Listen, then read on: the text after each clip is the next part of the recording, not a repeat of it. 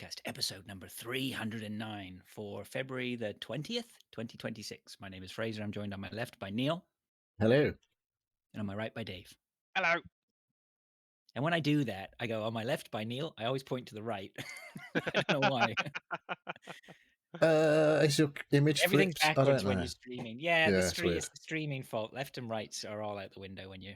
This is my right hand. I don't know what it looks like on screen. It does look like your right hand, yeah. It does. Yes. I sometimes wonder whether I'm going to meet up with you guys and you're going to look completely reversed. Yeah. Yeah. Well, you have met us. I have met you, yeah. So. Was that a dream? Yeah, I don't know. I'm talking rubbish. All right. Well, there's only another couple of hours of rubbish to go. Welcome to the show, everyone. Thanks for joining us. Nice to be back on this wet and miserable Friday over here. Oh, wet and miserable. Doing? You got? Is it dry over there for you? We had a window of dry for about an hour. Yeah. I was reading the news earlier, and there was something. I was reading the UK news, and there was like something said something about a weather change or whatever, and we'll bring rainy weather to the region. I'm like, change? What kind of change is that? No, I don't know what regions that is. Maybe I should have moved there a while ago. If they're only just getting rain now. Very strange. Yeah. Anyway, everyone all right? It's probably East Anglia, isn't it? That's always fucking dry out there. I've always got droughts in East Anglia. Really?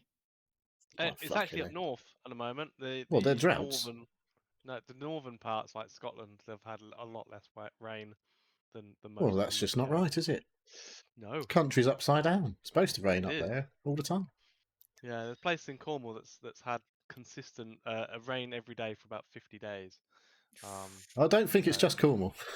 It doesn't feel like it around here either. I know, yeah.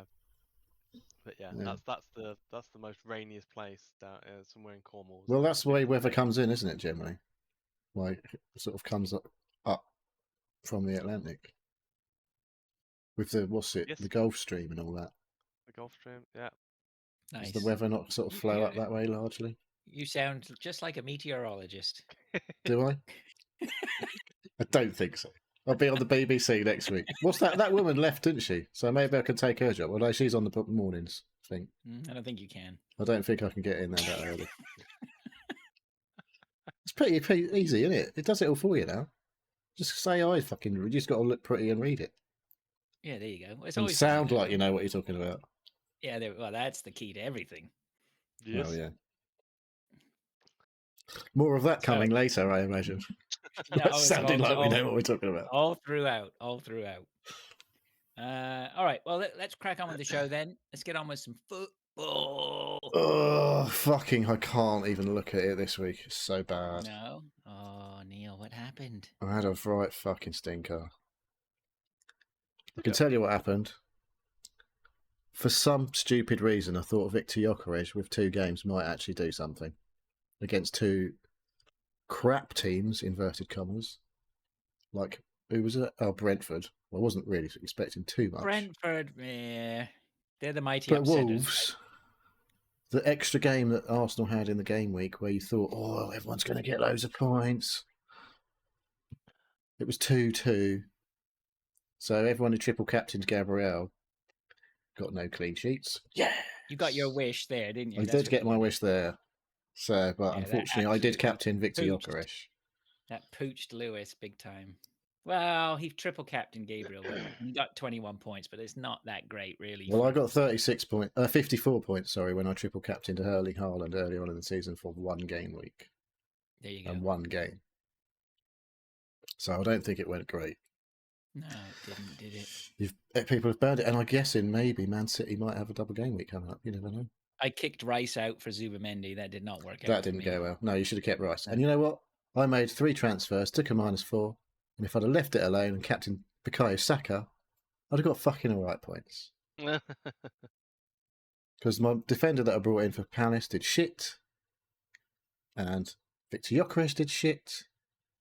He got 3 points over 2 games, so I got 6. And Bukayo Saka, I think he came on in the first game because it was like, oh, he's unfit. He hadn't played the previous games. So I was like, fuck it. He's not been really doing a lot anyway. Don't know what he got in the first game, but then he fucking scored, didn't he? I can in the tell second game. He played 20 minutes and got 1 point. Yeah, but in the second game he got fucking 8 points or something stupid, or even more than that. Because I think 6, he 7, had 10. He got 12. Yeah, so there you go. And Victor Yucker has got me in 2 games. So, yep. I've got to get rid of him because he's fucking wound me up for 2 games now, which means he'll probably do the business against Spurs this weekend. Maybe. I've The played my wild card. NLD. Have you? Oh, interesting. Yeah. Full of Guess Chelsea who players, I've is it? hoofed? You I've haven't put in hoofed Joe Haaland, have you? I've hoofed Haaland. Oh, you're fucking mental. This is where you're going to just plummet down the league. We'll see about that. How much Apparently money? it was I had like only £1 now million fit. tied up in Haaland. I can't get rid of him because I won't be able to get him back. What did you say, Dave? What are you Sorry. saying about his injury? Apparently Haaland's fully fit and Yeah, he's fully fit. like, Yeah, he's back fit. now. 100% fitness. Yeah. So, but he did only play 45 minutes on the last game, which That was the one I said he didn't about, score, wasn't it? so. Where he got. Oh no. Yeah. We don't. Yeah, because we had FA Cup last weekend. So Yeah, it was City and Fulham. Yeah, he scored and then he looked like he got absolutely clattered in the build up to their second goal, and he just looked over and I was like, yeah, he's playing. But he's fine now, which was as suspected. I didn't think he was bad. It just looked like he had a knock. But yeah, I'll be intrigued. Have you got Mo Salah in then? No. If you gambled on Mo Salah, actually look at because he scored and assisted the other day. No, not interested in Salah. Okay. Palmer, João Pedro. My God, they've only got one good game left. What? What are you talking They've about? got Burnley this weekend, and they've got fucking all the hard games again. What? How many What are you Liverpool talking players you got? Oh yeah, they have. Yeah. Oh well. Well, Whatever. yeah, she could have got till 1:30 tomorrow to UK time to sort it out. You can still change your team. You can still change it. I don't want to. Yeah, you do. Don't make me. Yeah, we'll see how that pans out. It's got to be better than my last game week. I got fucking 45 after my -4. I don't know. I mean, I didn't do much better, so I did a little bit better actually. But you did. Everyone did a lot better than me. Well, we're largely everyone, mostly. I was shit. I dropped about 7,000 places last week. I wasn't very happy. No. Even less happy than normal. So there you go. Yeah, so I'm still top, 80 points clear, despite being an absolute shit last week. You're second still, 1,523 for you, 1,602 for me. Lewis didn't really close up any points actually. In fact, he lost the point on you technically, I guess. 1,491 in third. Andy Cox. We did talk about him last week because he got the Virgil van Dijk and Semenyo. I don't know if he actually got many more points. I think he got 14 points in the second game. I think he was on 76. Yeah, so he must have got another 14 points in that second Arsenal game. Yep, very good. Actually, there's quite a few people who got decent scores. Yeah. Elusive Man got 89 as well. Yeah, Mark Allport got 79. Kev got 84. Lou got 7. What kind of hits did he take? I don't think he took any hits either. Yeah, he didn't take a hit. No, he did bench boost though. Oh, that's right. So. Yeah, Chipper got 86. Yeah, Chipper did good. There were some good scores. Her faith in Saka came good. No doubt. Pilch has changed his team name. I just noticed. Who was it? It was Beautiful Spurs who said the nightmare's over, wasn't it? What's he got now? Oh, Tudor Time. He's changed his team. All the Spurs fans are changing their teams. Tudor Time for Beautiful Spurs now, and Pilch has changed his own. He gonna keep us up? Is he saying? Was that Pilch played his bench boost for a massive 4 points? Yeah, he thought he got 62. He thought he was only going to get 30. So he doubled his expected score. So yeah, that's the FPL main league. Be surprised to hear that I lost in the head-to-head last week against Luciano. Dave, you just beat Daisy 60 to 54. I lost 75 to 45. Andy Cox beat Kev. Oh, Kev must be gutted. Actually scored a load of points. Still lost. Shipper Spice 86 to my wife 73. Mr. Kinsit 74. Kinsit! Fraser 58. Yeah, Kinsit did me. That was a 6-pointer too. Yeah. Yeah, was it? Not good. Oh dear. The boy got 52. Pilch beat him, got 62. Christian lost to Mark Allport. Lewis lost to the average by a single point. Not good, Lewis. Letting the side down there. Gary, the only tricky tree to win a game, I think, last week. He beat Chris Jackson 57-55. Bad week for Kev there because Gary won and he lost. And then Elusive Man beat Mike 89-60. So the standings. It's closing up at the top. There's only 5 points in it. But it's still the same order of the top 5. Elusive Man, gains another 3 points on me as well. So that's 14 points behind me. And Andy Cox 1 and Mr. Kinsit 1. So and then Luciano's up into 6 over you by a point. Yep. You're now level. That's crazy how far down you are, Fraser. When like in the league, you're up there, but it's interesting, isn't it? Yeah. Is it? Yes. Yes. Yeah, down at the bottom. Gary's still bottom. Gary and Kev back again, tied again on 18 points each. But Kev's ahead on points scored overall. I'm way ahead of the You're not in any trouble of going down this year, Dave. I'm well out of it. No, Pilch is 1 point behind you. Yeah, and Christian's down now. Pilch got 2 draws, I think. Lewis in 17th. What the fuck? How did he get down there? I thought he was doing all right. I haven't been paying attention, obviously. No, he's third in the league. Yeah, he's crazy. That is crazy. Oh, that one you're okay with. Yeah, because he's only been doing all right since January, I think. So, yeah. Did you see any of their football this week? Media bias, that is. I caught bits and pieces. I mean, I watched quite a bit at the weekend, I think. Oh no, there wasn't anything at the weekend, was there? I watched It was FA Cup at the weekend. Yeah, the FA Cup was all right. I did catch the end of the Wolves Arsenal game on Wednesday or whenever it was. Yeah, I watched it. I sat down and it was like, oh, there's only like 5 minutes to go or whatever like that. And I was watching it and Wolves put the equalizer in, and it's been a long time since I shouted at a match, which really had nothing. Did you just like yes?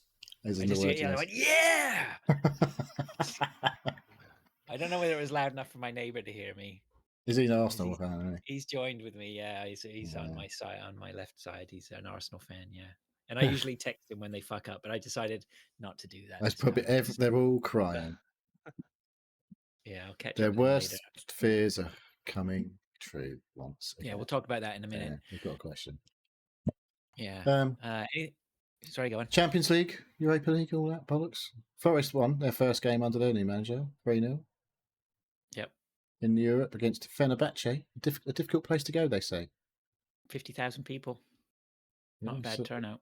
It's quite an intimidating atmosphere usually in the old Turkey football stadiums. But don't get your hopes up, Forest people. Sean Dice did all right in the league as well. Yeah, don't get your hopes up, Forest people, because you're shit. Yeah. Sean Dice beat Liverpool 3-0 earlier in the season. So, you know. Sorry, Christian. We got to get the boot in when we can. I'm not apologising to the American fans, though, because they shouldn't be following for us. I don't know what the fuck. They should be following into Miami or something. You can choose whoever you like in America, don't matter. It's all franchise football. No one fucking cares. Can't get relegated. It's bollocks, isn't it? All their sports, all bollocks. There's no risk involved in any of their sport. It is bad. The relegation side of stuff is brilliant. What's the only thing that makes it like got any fucking danger in it, isn't it? It's like look at Spurs and everyone like that. They're all shit at it because they actually might get relegated. It gives you double the entertainment, right? Because you have the bottom to look it actually at. means something if you finish bottom. in this country, whereas apparently it doesn't. Or in most countries, in fact, around the world. Well, I mean, what you find is that it's almost like sport imitates real life, and outside of America, if you're bad, you get punished. I don't know what you're referencing there. Who knows? All right, moving swiftly along. Not that swiftly.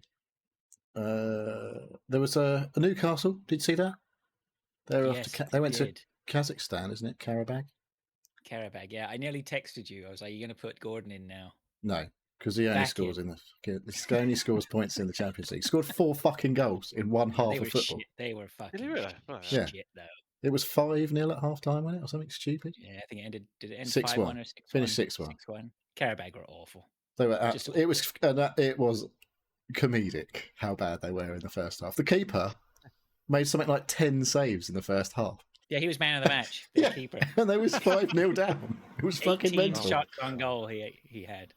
Yeah, it was mental. I don't think I've seen such a one-sided half of football. It was absolutely bonkers. And then Palace drew their game last night in the playoff. I don't even know who they were playing. It was just some team I've never heard of. Right. But they were away, so they've both got their home legs to come. And like I say, you've got Igor Tudor, first game for a Spurs boss this week against Arsenal. Is it at the Emirates as well, I think, maybe? No, it's at Spurs. So Spurs always lose at home. So, and Arsenal did just fuck it up in the week.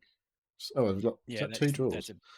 That's a big game this weekend. So I feel like if Spurs beat Arsenal, fucking hell, Arsenal fans are going to absolutely lose their shit. So that would be quite possibly the most hilarious thing that could happen this season, because they've dropped technically 4 points in the last 2 games that they could have scored.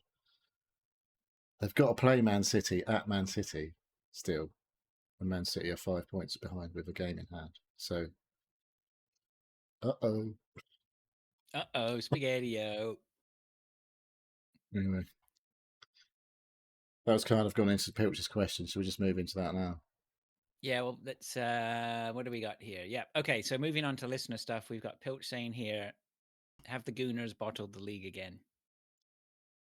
Yeah, see Dave? The last 2 minutes. I don't know. It's a yes or no question. Yeah. Well, they've bottled the last 2 games. Yeah. They were doing so well. Oh, bless them.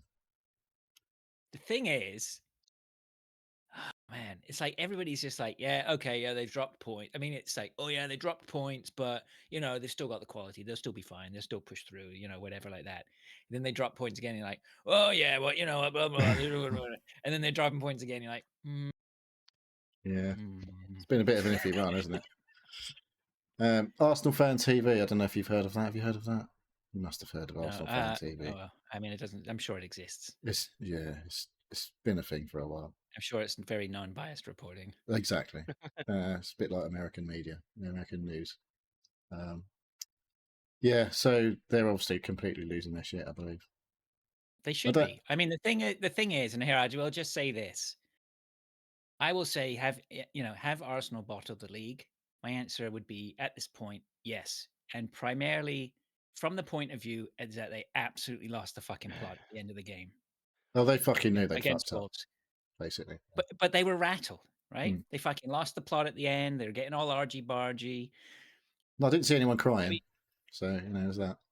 Well, there's that. I'm sure that'll come at some point. If they lose on Sunday, they might be fucking crying. Yeah, I don't know. I don't know. Like, Man City still would need to win every game. If they win every game from now on, then Man City have got to win every single game. Well, I mean, if Man City win every single game from now on, then Arsenal can't win every single game because that means they're playing each other. But basically, if Arsenal win every game, they win the league. It's never going to. They're still ahead, and if then they would have beaten City as well. So you never know. But Man City play Arsenal in the cup final, before they play each other in the league. So that'll be interesting to see what happens there. But I don't know. I still can't see Man City fucking winning every game. And technically, Arsenal are still 5 points ahead. But the league isn't like that. The league is not like that right now. The league, anyone can lose any game, right? It's you don't need to tell me that, Fraser. I'm a Luton fan. Which has made it a great league this year. It's been really interesting. It's always all games. 3 years ago, if would you have been getting excited about a Brentford game? Unlikely, but now. Well, that's when Thomas Frank was manager, so he turns out he was shit. There is that. So, yeah, have they bottled the league? Maybe not yet. Technically, are they rattled for sure right now? Yeah, big time. Yeah, well, I don't know. Yeah, it'll be an interesting game on Sunday. Local rivals and all that. Yeah, I mean, yeah, I'll reserve judgment until after that game. I think if they lose that, they're fucking absolutely throwing it big time. But after 2 poor results, you'd think they've got to be right up for beating Spurs. They've got to be concerned, though. New manager bounce and all that. But it's still Spurs, though, isn't it? It is still Spurs, but we'll see. So, yeah. All right. Hopefully that gives you some sort of answer there, Pilch. Hope you're well, mate. Question from Just Wondering. Due to the ramifications of the recent memory price increases. Ramifications. See what he did there? Oh, that was I hadn't noticed that. Quality. Mwah. Nice. Did you listen to the Veteran Gamers? You see what I picked up on the Veteran I Gamers? didn't hear what you picked up on, honestly. So Duke was going on about some guy who invented the cartridge or whatever. Before that, there were different medias for loading games or whatever. And Duke went, the invention of the cartridge was a game changer. What? Completely stone cold. Right, didn't. Yeah, I don't think that was on purpose. It didn't sound like it. I thought it was fucking great. Nice. I mean, before we go on, while we're talking about that, does anybody remember? Because, I think I had there's a thing, right? On a Master System, did anybody have a Master System here? No. Right. Oh, fuck. So, they used to have, on the Master System, 2 different ways of loading games. You used to have a cartridge, and there was a little slot for like a card style, but nobody remembers this. What, an SD card? Kind of. Was it like proprietary or? I think so, but I had 1 or 2 games on it, and I don't think it was very. I don't know. I'll look it up. The Master System, right? We're talking. I was a Commodore 64 board, so we had computers. That's the Spectrum era, isn't it? Really? Yeah. No, this. What, the Master System? Yeah. The Master System. Yeah, it's sort of at the over tail here, end of that sort of. But that's not the SNES. It's the NES, and the NES and the Master System were that generation. And they were I remember them not being that great. No, they weren't. No. So, because I had a Commodore 64, which was fucking awesome, obviously. Yeah. At the time. Yeah, that's fair enough. Yeah. So I don't know. I never was tempted by the consoles in that generation. We had a SNES because then they had cool games. Well, about 3 cool games anyway. They definitely had cool games. But no, I don't know. Why do you call it a SNES? I called it. No, that SNES. Yeah, no, it's called a SNES over here, as far as I'm concerned. SNES is what the Americans called it. It's called a SNES in this country. Correct me if I'm wrong. Wouldn't dare, mate. You can. I don't mind if you think I'm wrong. But I really don't care. Sorry, just wondering. Due to the ramifications of the recent memory price increases, Sony and Microsoft appeared to now be saying that next-gen consoles might not be seen until 2028, and with delays to next-gen graphics cards, is that a good thing or a bad thing? In my honest opinion, I like the idea of squeezing an extra year or 2 out of current-gen hardware. Maybe they'll release a current-gen game by the time this fucking generation ends, rather than just old games. Remastered or whatever. No, all the studios are closing, Neil. Well, there is that. Do you fear for the industry completely? Do you feel like it's absolutely going to fucking eat itself? Personally, I think well, it should eat itself. I mean, my opinion is it's a bloated industry that survived for 20, 30 years, living high off the hog. I mean, if you go back to the 90s and the 2000s, I mean that just the Weren't they excess the that that good times industry. though? Yeah, they were the good times, right? But the industry, I just With think good there was just games. so with good games, right? But so much excess in the industry. I think it's and as belts tighten, if you only know living to excess, whatever, and the belt suddenly tighten, you have a fucking tough time adapting. And I think that coupled with the fact that the change in the styles of games that people are playing and the monetization, I just don't think these studios producing large games with 5-year timelines or whatever. I mean, Fucking and the rest. yeah, for some, yeah. I just don't. They're like oil tankers. They just can't change quick enough. And So you and think? they have no and they have no balls either. And Ubisoft is a prime example of that. With this Well, fucking do you feel like they might actually continual go churning out under? of the same things. They might actually go under. Do you think? Like, there's been Maybe. some pretty bad shit for them in the last couple of Maybe months. these companies aren't too big to fail by any means. Well, no right? one really cares about them, do they? Yeah. No. It's not like apart from the French, obviously, because they keep awarding them knighthoods and stuff. Apparently. Oh yeah. But not Ubisoft though. They didn't award anyone from Ubisoft anything. No. But what was I going to say? Yeah, I don't know. This generation's been a bit lame, I think. Well, no, The problem is, it's the consoles are getting out of hand, right? And these price increases on memory and RAM or whatever are a dagger to the heart, because they're trying to push so many frames and so many pixels out of these consoles that they're already bloated and expensive. I mean, the cost of a PS5 or whatever is just insane Ridiculous. compared to what these consoles. The whole premise of a console is to bring affordable gaming into the living and easy, accessible gaming into the living room of people, right? That's always what the consoles did. Not You anymore. go out, a few $100, you get a console, pop it down, and the kids are happy. Now it's $1,000. I don't know, is it? Yeah, but is it not just? It's not 1,000 yet. It's not far off. It's not going to be Well, far you off. can still get PlayStations for. Well, it might be in your country 1,000. I don't know. Yeah, but yeah. So I'm using it in mine. But I mean, a PlayStation. I can't walk out with. I don't think I can walk out of a Best Buy with a PlayStation without $700. Now I'm a game on top and another controller. I mean, that's me into $800 or $900. $800 or $900. Yeah, but that's still only like 600 quid over here or whatever. The largest selling but that's not console over nothing. the holiday season. Do you know what the largest selling console was? Was over it the that weird holidays? one It was that weird one, that no one's really which was fucking heard affordable. of? Which was affordable for Plays like families. Kinect. Is it like a Nobody has Kinect or something? Is it like a Kinect or something stupid? I'm not sure. I can't even remember. It was just that little pastel-colored box thing, whatever. I'm sure there was one But with a like, camera that was basically like the Microsoft's Kinect that was just fucking sold shitloads. It's like, well, imagine if fucking Microsoft had come out with something like that. Nobody has money like they had before. People are Aren't broke. we really suffering from like the COVID boom? Like the big companies just went, well, it's not so much the game companies. It was like, what do they call them? Like the hedge fund people and all these fucking investors started throwing money around at games because they didn't know how long the pandemic was going to last, and it didn't actually last that long. And so all this money went flooded into game companies. So they all hired fucking loads of people and started making all these fucking crazy expensive games. And then everyone went back to normal, back to work, back to going to football, going to all their other shit that they were doing before the pandemic.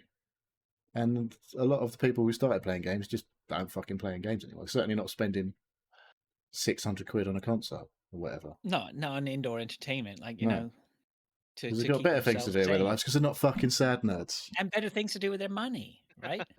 And you hear all these stories as well about studios getting sort of put together and venture capitalists throwing tons of money at them or whatever, and they spend 2 years coming up with concepts and they have nothing. Don't produce anything. They don't produce anything, and people are getting people are banking $150,000, $200,000 salaries with outrageous job titles and doing nothing. Like, it's just I'd be so bored. I don't know. I'd rather just feel bananas. At least I'll be busy. I can't be doing with being bored at work. It does my fucking head in. The thing is, You're not, yeah. I mean, but you're not, whatever. I like, if people are going to get paid a load of money, more power to them, all right, but it's just not sustainable, is it? It's just crazy. It's just crazy. Yeah. I mean, look, the prime example is E3 gone. Why has E3 disappeared? E3 hasn't disappeared because it was shit. E3's disappeared because no one could afford it, right? Well, No one could afford, you no one seen could how much justify the going fucking down and Game putting on that Awards, show. how much it was to get like on the Game Awards? That Keeley guy, he's the next Elon Musk. I tell you, he's going to be a fucking billionaire, multiple billionaire.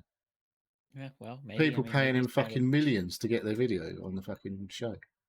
Yeah, he's got eyes on the screen, right? But he's a complete, he's done, what the industry's changed. Almost everything's online. No one needs to go to E3. They just need to be shown the shit, And Keeley does that. He's found that niche or whatever and done a good job of it. I think he's Canadian actually as well, which is good. Probably. Actually, Elon's Canadian, isn't he? Oh no. No, he's South Africa. Oh, he studied in Canada, didn't he? Yeah, he's South Africa. Yeah, that's right. He is. Of course, he is. Yeah. Anyway, I don't know. No, I don't think it's a bad thing, honestly, delaying the consoles because they've fucking done shit all with them anyway this year. Well, you got a PS Pro, didn't you? Like this last few years has been not particular. There's not really innovations. The best games are all the fucking indie games, all the smaller studio games. Well, that's it. That's what I was going to say. Is that there's not been any like proper big games that have sold or required the amount of power that these have got anyway. Like the best games are the smaller games this generation, I think. A lot of people got into PCs, but like you can't buy PCs now. Well, you can buy PCs, but they're fucking expensive.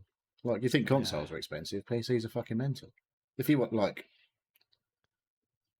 a console killer PC, it's like $3,000 or whatever. It's like, that's quite are they saying like the Steam Deck's Steam machines, Steam Decks are out of stock. They can't fucking build anymore because they all fucking can't get enough RAM at the right prices. Well, yeah, and then all their planning or whatever, like here's our price point where we're going to sell it, and here's this is what we need to make money. It's like it's fucked up. Right? Suddenly, a major component in your build is doubled in price. I mean, that only comes off the bottom line, right? Unless you put your price up, which means no one buys it. Yeah, exactly. I mean, they're just fucked, right? But that's the market. That's market. Well, Microsoft keep putting their prices up, and no one was buying their shit anyway. So I don't know what they're fucking doing. Oh, God knows. That's a whole other story. They must be doing okay somewhere. Oh, it's the AI that's really raking in the cash, isn't it? Is it? Is it raking No, in is cash? it fuck? It's costing them fuckloads of cash. So I read somewhere that was like, what's actually happened is all the potential RAM that's going to be made is being bought. It's future RAM. They've not even made this RAM yet. Yeah, I know. It's the future RAM. It's factory capacity they've basically bought. Yeah. For data centers that don't yet exist. Yeah. For something that that no one fucking wants. A requirement of AI that nobody cares about. Yeah. It's like, what's going on? Like, yeah, it's weird. Yeah. How long before it all fucking goes to shit on the AI thing? Even if it, I reckon, I heard something say, even if it went to shit in the next 3 months, and the bubble burst, inverted commas, it would still take like 2 years to get the RAM recovered and all that shit. Yeah, tooling up production lines doesn't happen overnight. No. They're not just taking the RAM chips that we're making right now. I mean, they have to retool. Yeah, it's crazy. Interesting. Yeah, it's pretty fucked up. Yeah. All right. Thanks for that. Just wondering. Much appreciated. Andy Cox says, I've got this turning up in a couple of weeks. It's the Action Comics Archival Collection. He says here, it's a collection of the first 12 issues of the comic Action, which came out in the UK in 1976. After a few months, it was withdrawn by the publisher after calls for it to be banned for being too violent. Haha, that's what made it so good. It did. You can't have been buying that in 1976. He's not that old, is he? Yeah, maybe someone's buying it for him. I was born in 1975. Andy's a little bit. I think Andy's got a year or two on me, and I was born in 71. But like, Yeah, so that's don't look like you were old enough to be buying that in 1976 or getting it bought for Of you. course he was, and it was corrupting him. That's why it was banned. He says it did come out again in a toned down version, but stopped being published after a few more months. I just want to know, did you get any comics as a kid? Do you read any now? I still read my Judge Dredd 2000 AD books, and for Christmas got the 3-issue collections of Charlie's War. Yes, I should fucking grow up, but I won't. P.S. Special mention for Asterix. They're still great reads. I've never been into comics. No? I used to get a Dandy or a Beano Beano. every year. Every year? They used to come out every week, didn't they? No, I got the year. The yearbook. Yearbook. Yeah. Oh, The I've got best tons of. those at home. Yeah. I used to get them from about, I don't know, very young. Who was it? 6 or 7. Who was 12 or 13. was a guy that used to eat pies, wasn't he? Desperate Dan. Desperate Dan. Yeah. Cow pie. I was always Who was amazed he? when he Was used a to, Was he in cow pie, Beano? he yeah, used to drink his tea straight from the pot. I was like, surely that burns, but I guess not. Well, if you let it cool down. I guess. Yeah, I mean, we were very lucky when we were growing up in Canada. We had, every Christmas we would be sent the Dandy and Beano and other annuals. We regularly got comics sent to us from our grandparents. And then I was big into Marvel DC comics when I sort of was a little bit older. Was that while you were over in North America? No, that was when I was, yeah, a little bit of both. That carried over from when I was young. I didn't really know anyone who was into like Marvel or anything like that.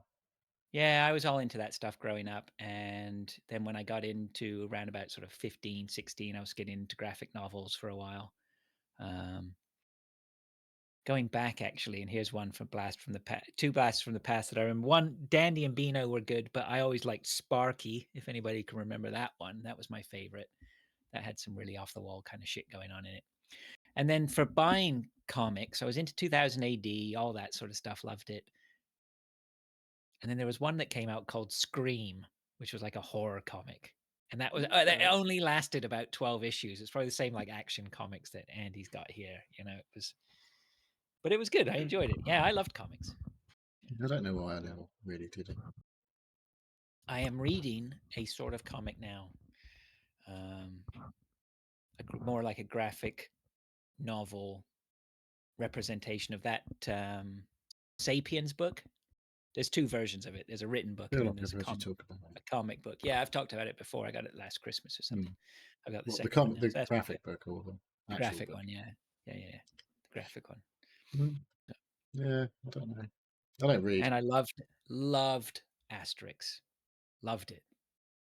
Asterix to me was just Did you read it in French because you're like a Canadian? So no, I didn't read Asterix until my cousin introduced me to Asterix, and just so fucking clever, so clever and smart, and you could learn a lot from those books. They're really good, really good. I think I used to read all the Dr. Seuss stuff to my kids, but they're not really comics, are they? They're illustrated books. Yeah, not quite a comic, no. But nice try. No one's into comics, like in my sphere. No, I've never, or I don't know anybody that is, or no. I'm your man, Andy. I got you, fam. Talk about that when we next meet up. Thanks for that, much appreciated. Okay, let's move on then to what we've been doing. If we've been doing anything, what have you been doing? Yeah, you. Me? Yeah, I've had a week off work. Did you buy a car? Might have done. Oh yeah, that was yeah. He's the king of the wind-ups. I don't know. So come on, I spent a lot of time in looking at cars on the internet. Oh, that's good. I had my money down that you wouldn't even make it out looking at cars. Oh, on the internet. Well, I did do that first of all. Good. That's and I found a place in Milton Keynes that had quite a lot of cars. I was like, I'll just go over there and see what I can see. They had, when you turned up in your Fiesta, did you just see all the sales guys? No, I parked up around the corner. And walked in. So what I'd seen online there, they had a Mercedes CLA. Ooh, and I was like, nice. It looked nice in the pictures. So I was like, oh, I'd quite like to have a look at that. And then they had a BMW 1 Series, which I always looked all right, but it was only a 1.5, which was nice and cheap on the insurance, but it was still a BMW. And then they had loads of electric minis. I was like, they look quite cool. Okay. And there's a load of other shit as well, like Kia Sportages, like sensible cars that I could have had a look at as well. Because I was like, there was like the luxury / fun cars, and then there was the sensible cars. So I went over, chatted to my mate Toby for about 5 hours, probably. I was there. Oh my god. Oh, Toby had you on the line. He knew No, it no, too. he really didn't. I don't, like. Well, he I thought was he like, did. I wanted to. I had a list of the cars I wanted to look at. So he went. Off he goes to find the Mercedes first. I was like, I want to start with the Mercedes. I want to get it out of the way. I want to look at it, see what it's like. Because if that was nice, I could have gone with that straight away. That's the sort of saloon, right? It's like Four-door. an A class, but a saloon, but sort of coupe look.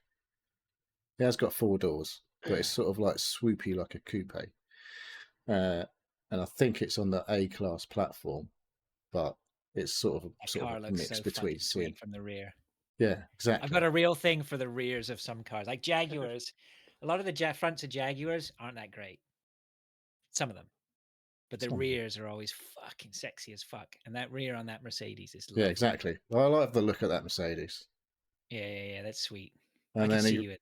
So he got it, and he was like, "It does need a clean." I was like, "Okay, I can look past dirt. That's fine. That's not a problem." And So then that's another grand off then, Toby. You cunt. It was only. It was quite.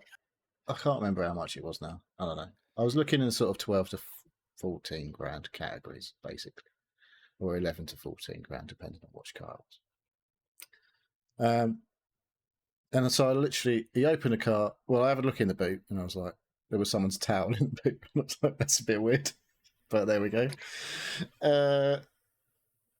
So then I got in the car, and yeah, there was bits of mud on the boot, and there was bits of mud around the fucking sills and stuff like that. And I was like, that's fine, that'll get cleaned.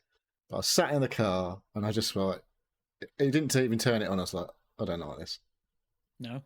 Just sat in it, I was like, it's just massively underwhelming. I was like, I'm really sorry that it's taken you like 20 minutes to get this car, but I'm so underwhelmed. I don't even want to go for a drive. It just looks so boring in here. Oh yeah.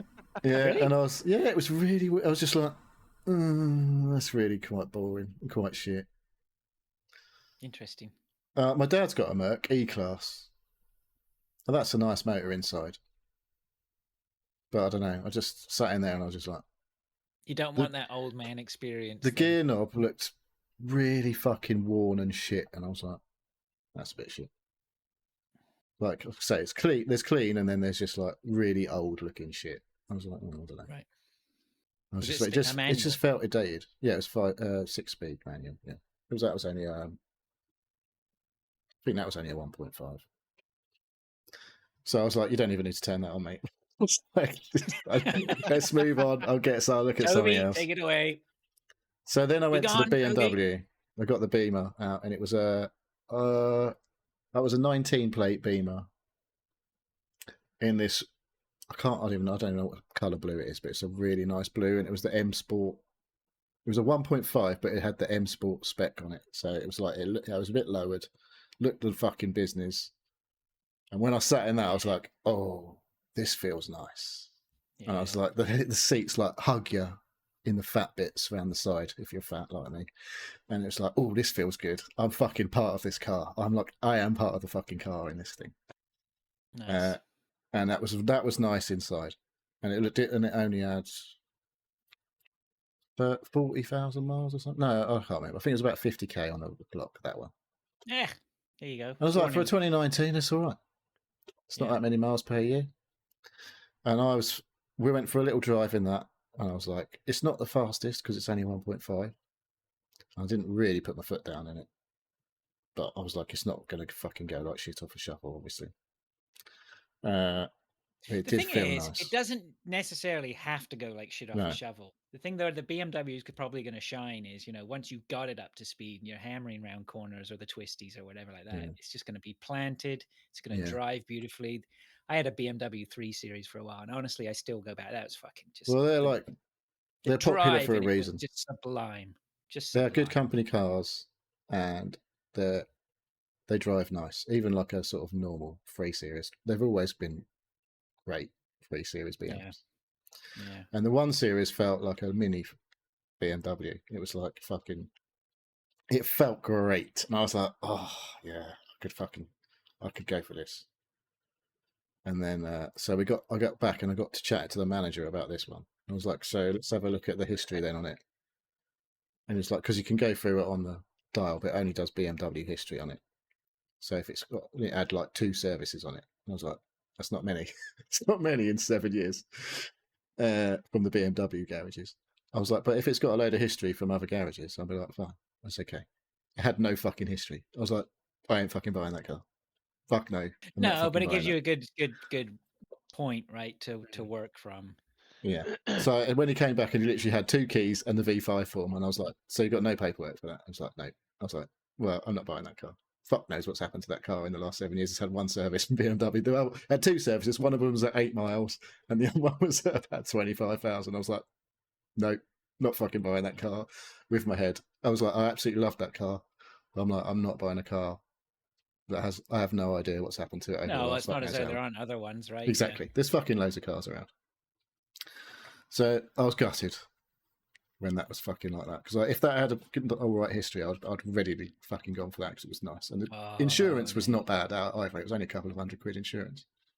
Oh, okay. And it was a lovely colour.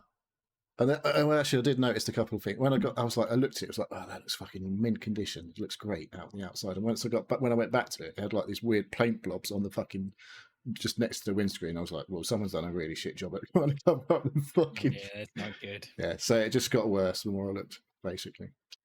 And then I was like, I'd like to try the electric Mini. So we got the electric Mini up and plugged it into the charger, and I went out and had a look around. And that was another blue one. And the roof's got this, I can't remember, it was a competition edition or something, I think it's called. So it's got double panoramic sunroof, like two sunroofs on the top. I don't know if they're both open. The front one definitely opens up. And the roof's got this weird, like, graduated tint paint, like starts dark blue, goes a bit lighter in the middle, then goes towards black at the end, and the black spoiler on the top. I was like, that looks fucking lush. And then I got in the car, and it was like getting into a fucking spaceship.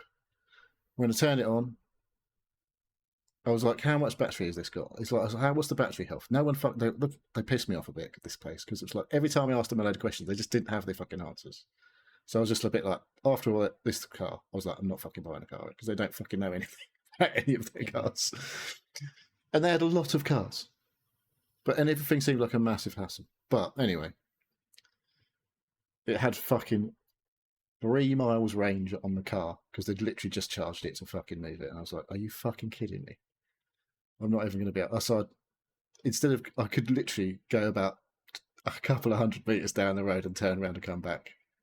But in those couple of 100 meters, I didn't even put my foot down. But I was like, literally every time you touched the accelerator in that thing, it was like, it just wanted to fucking go. I was like, this car would be fucking so much fun. But I'm not buying a car from there. So the electric Mini range it was a 2021, I thought, or 2021 or 2020. It was that sort of range. They've just released a new one recently, which has supposedly loads more range, but it's still quite shit. I don't know what it's about. I think because the Minis just encourage you to fucking put your foot down, the range is just shit, because it supposedly had 149 mile range, the one I drive. And when I got in, it said it had 98 miles on it, maximum. I was like, so is that degraded by 50 miles in like 5 years? And then I watched a video when I got home where Rory Reid, remember him? He was on Top Gear a few years ago. It was an Auto Trader video. Basically, he drove a brand new one like 5 years ago and got about 95 miles out of it. before it fucking went. Not Okay. enough. That's not good. It's fine for if you just literally like it would be fine for me to just poodle back to work and back, and then occasionally Yeah, of burn it course. off up the road and have a bit of fun. But it's no use as a sort of a car that goes anywhere. Yeah. I mean, like I say, once you start planting your foot on the gas, as well, not gas, the electric, it felt so fucking good, man. Honestly, it was. I was like, this car feels fucking. You know, you're saying like the BMW. It's made by BMW now, the Mini, obviously. You're saying about the BMs feeling like planted. It's like it felt like a fucking go kart. It was like, oh fuck, and it looked like a fucking spaceship inside. It was amazing. It had a little fucking head-up display that popped up in front of you and had like the speed limit and all your speed and all that shit. And I was like, this looks so fucking cool, this car. And I really like that Mini. But I was like, I said, I'm going to go and sleep on it because I need to fucking. I hadn't really thought about it too much, but I was like, that range is just so shit. And when I say I watched a few more videos, and I was just like, it's 100 miles is fine for what I need it for. But in 5 years' time, is this still going to be doing 100 miles? I don't know. I held on to my Fiesta for 12 years. Yeah. So Good point. I was like, Because if that battery's pooched in a few years, yeah, not that's yeah. I mean, old Leafs are like they had shit range anyway, and they're doing like fucking 50 miles on a charge nowadays if you ain't looked after them. So but there's that. But anyway, so that was me. I went home. I was like, I need to sleep on it. I can't I'm not making a decision today. I'm fucking hungry. I'm tired. I don't want to fucking make a bad decision here. So I was quite sensible. Because there was two cars I really loved, but I was like, I'm not fucking putting the money. Like I say, they were giving me bad vibes anyway, because it was just like every time I ask you a question, you haven't got a fucking answer. It was just, this is annoying. So anyway, I went. That was Tuesday. Wednesday, they phoned me, and I just ignored them. I was like, nah, I haven't fucking done enough. I haven't done enough research to fucking go back to them. And like, so in the end, I started looking elsewhere, and I looked on Cinch. You heard of Cinch? It's like the biggest car dealer in the country, basically, because they just buy up everything. So I went to Cinch. It's like we today. buy any car or something like that. Well, no, they buy proper cars. At Cinch. All their cars have got like service history. They've all got fucking. They're only under 7 years old or whatever. They have like all of their cars have got these minimum specs, like minimum standards they have to meet, sort of thing. So I felt a bit more comfortable just going there, right, and having a look. They had fucking loads of cars there as well to choose from. So I had they've got a few electric minis there, and I was like, they're quite nice. But like I say, the range is just shit. In the end, I was like, I can't. It's just not worth it. The Mini, as fun as it would be for a few years, I couldn't put my faith in one for like long term. They're fucking so much fun though. It's mental. I'm sure the 2-litre Cooper would have been pretty good as well. So I think that the electric Mini basically is as quick as the Cooper, 2-litre Cooper. But in terms of acceleration, it doesn't do the top speed. Oh, easy. Yeah, of course. It was fucking. It does like 0 to 60 in about 6.5 seconds. It's fucking insane. It's just like, yeah, that was a lot of fun. But anyway, so yeah, I drove to Corby today, which is like an hour and a half to the Cinch place. Booked myself a test drive on this car, and it's not fun. It is fun because it's an electric. I want electric, but it's a bit more sensible. It's a Hyundai Kona electric, which is a bit smaller than the Qashqai. Not as exciting as the Mini. No, I like the Hyundai Kona. As a car that I see around town or whatever, I'm like, yeah, that's okay. But it's not a BMW. No, it's not a BMW because it wasn't the same money as BMWs. I bought one. Oh, you did? Yeah, I've come home with it today. So you got the Kona. I've got the Kona, yeah. So 150 kilowatts. Sensible. 150 kilowatts. So it's electric. Okay, it's electric, right. yeah. 150 kilowatts. 300-mile range at full charge. And yeah, I didn't get to drive it very far. It's quick. Oh, Like 0 off to the 60 in button like mark? 7.5 seconds. It's quick for like a car that don't look like it's quick. Yeah. So it was a bit slower than the Mini, like by a What colour second is or it? something. Red, Is it orange? proper Okay, red. red. Clitoris red? Oh, I haven't seen one of them for a while. I don't know. It's like sort of Ferrari red, I suppose. Like Is it? sort of. It's not actual Ferrari red, obviously, but Let's just call it Ferrari red and be done with yeah. it. So it's proper red. Red. Oh, No, it's got nice. like the body coloured bumpers on it, so it's all red. And it's like the sort of there was a mini facelift version. It's a 2022 72 plate, done 27,000 miles. Yeah, and I've got a fucking bit of learning to do having an electric now. I've got to buy a Yeah, charger that for my Kona's house. another car. I think those Konas look nice from the rear as well. Mm. I Yeah, it's a like nice them, looking yeah. motor. I like it. They like the front lights as well. We've got really thin front lights Yeah. on the top of them. Nice. Yeah, Tesla-like. yeah, a little bit. I thought he was going to get a little run around. These look quite like SUV. It's sensible. Yeah, it is a bit They're SUV. not that, but they're not that big. It's though, a are they? compact SUV. Let's call it a compact SUV. So it's not quite as big as the Qashqai. The boot's definitely not as big. But there is room. Like the Mini was fucking stupid. Like, because it only had 2 doors, obviously. It was a 3-door. But like, I opened the door and looked in the back seat, and I was like, "You ain't fucking sitting in them seats very comfortably, are you?" No. And it had no fucking boot. It was tiny, but it would have been a loads of fun. But yeah, anyway, I was like, my head fucking took over. I was like, I need something a bit more fucking sensible, because the Qashqai is also getting on a bit, and that'll probably need replacing. But Lou might be able to get a car through work, and then, like I say, we've got to pay for a fucking charger at home now. Oh yeah, that was the other thing I was going to ask you. Yeah, obviously it's all electric. Yeah. You've got a okay. driveway, right? But you don't have a Yeah, garage. yeah. No, I haven't got to go. So I can put a thing on the front of the house. Yeah, It's a right. fucking grand if for a you're charger installed. Oh yeah, of course, yeah. But yeah, it's like 20 So odd have you p. booked that? But I haven't booked it yet, because I was like, credit card month, because you have to pay for it up front. I was like, it'd be quite handy to get that on the next month's credit card. You've already forked out a few £100 on the other stuff this month. So I might leave it a week and just fucking charge it at public charging. But when I got it home, annoyingly, it's supposed to have a charging cable with it. It didn't come with the fucking public charging cable. I was like, "Are you fucking kidding me?" I opened the boot and I was like, "There's no fucking cable."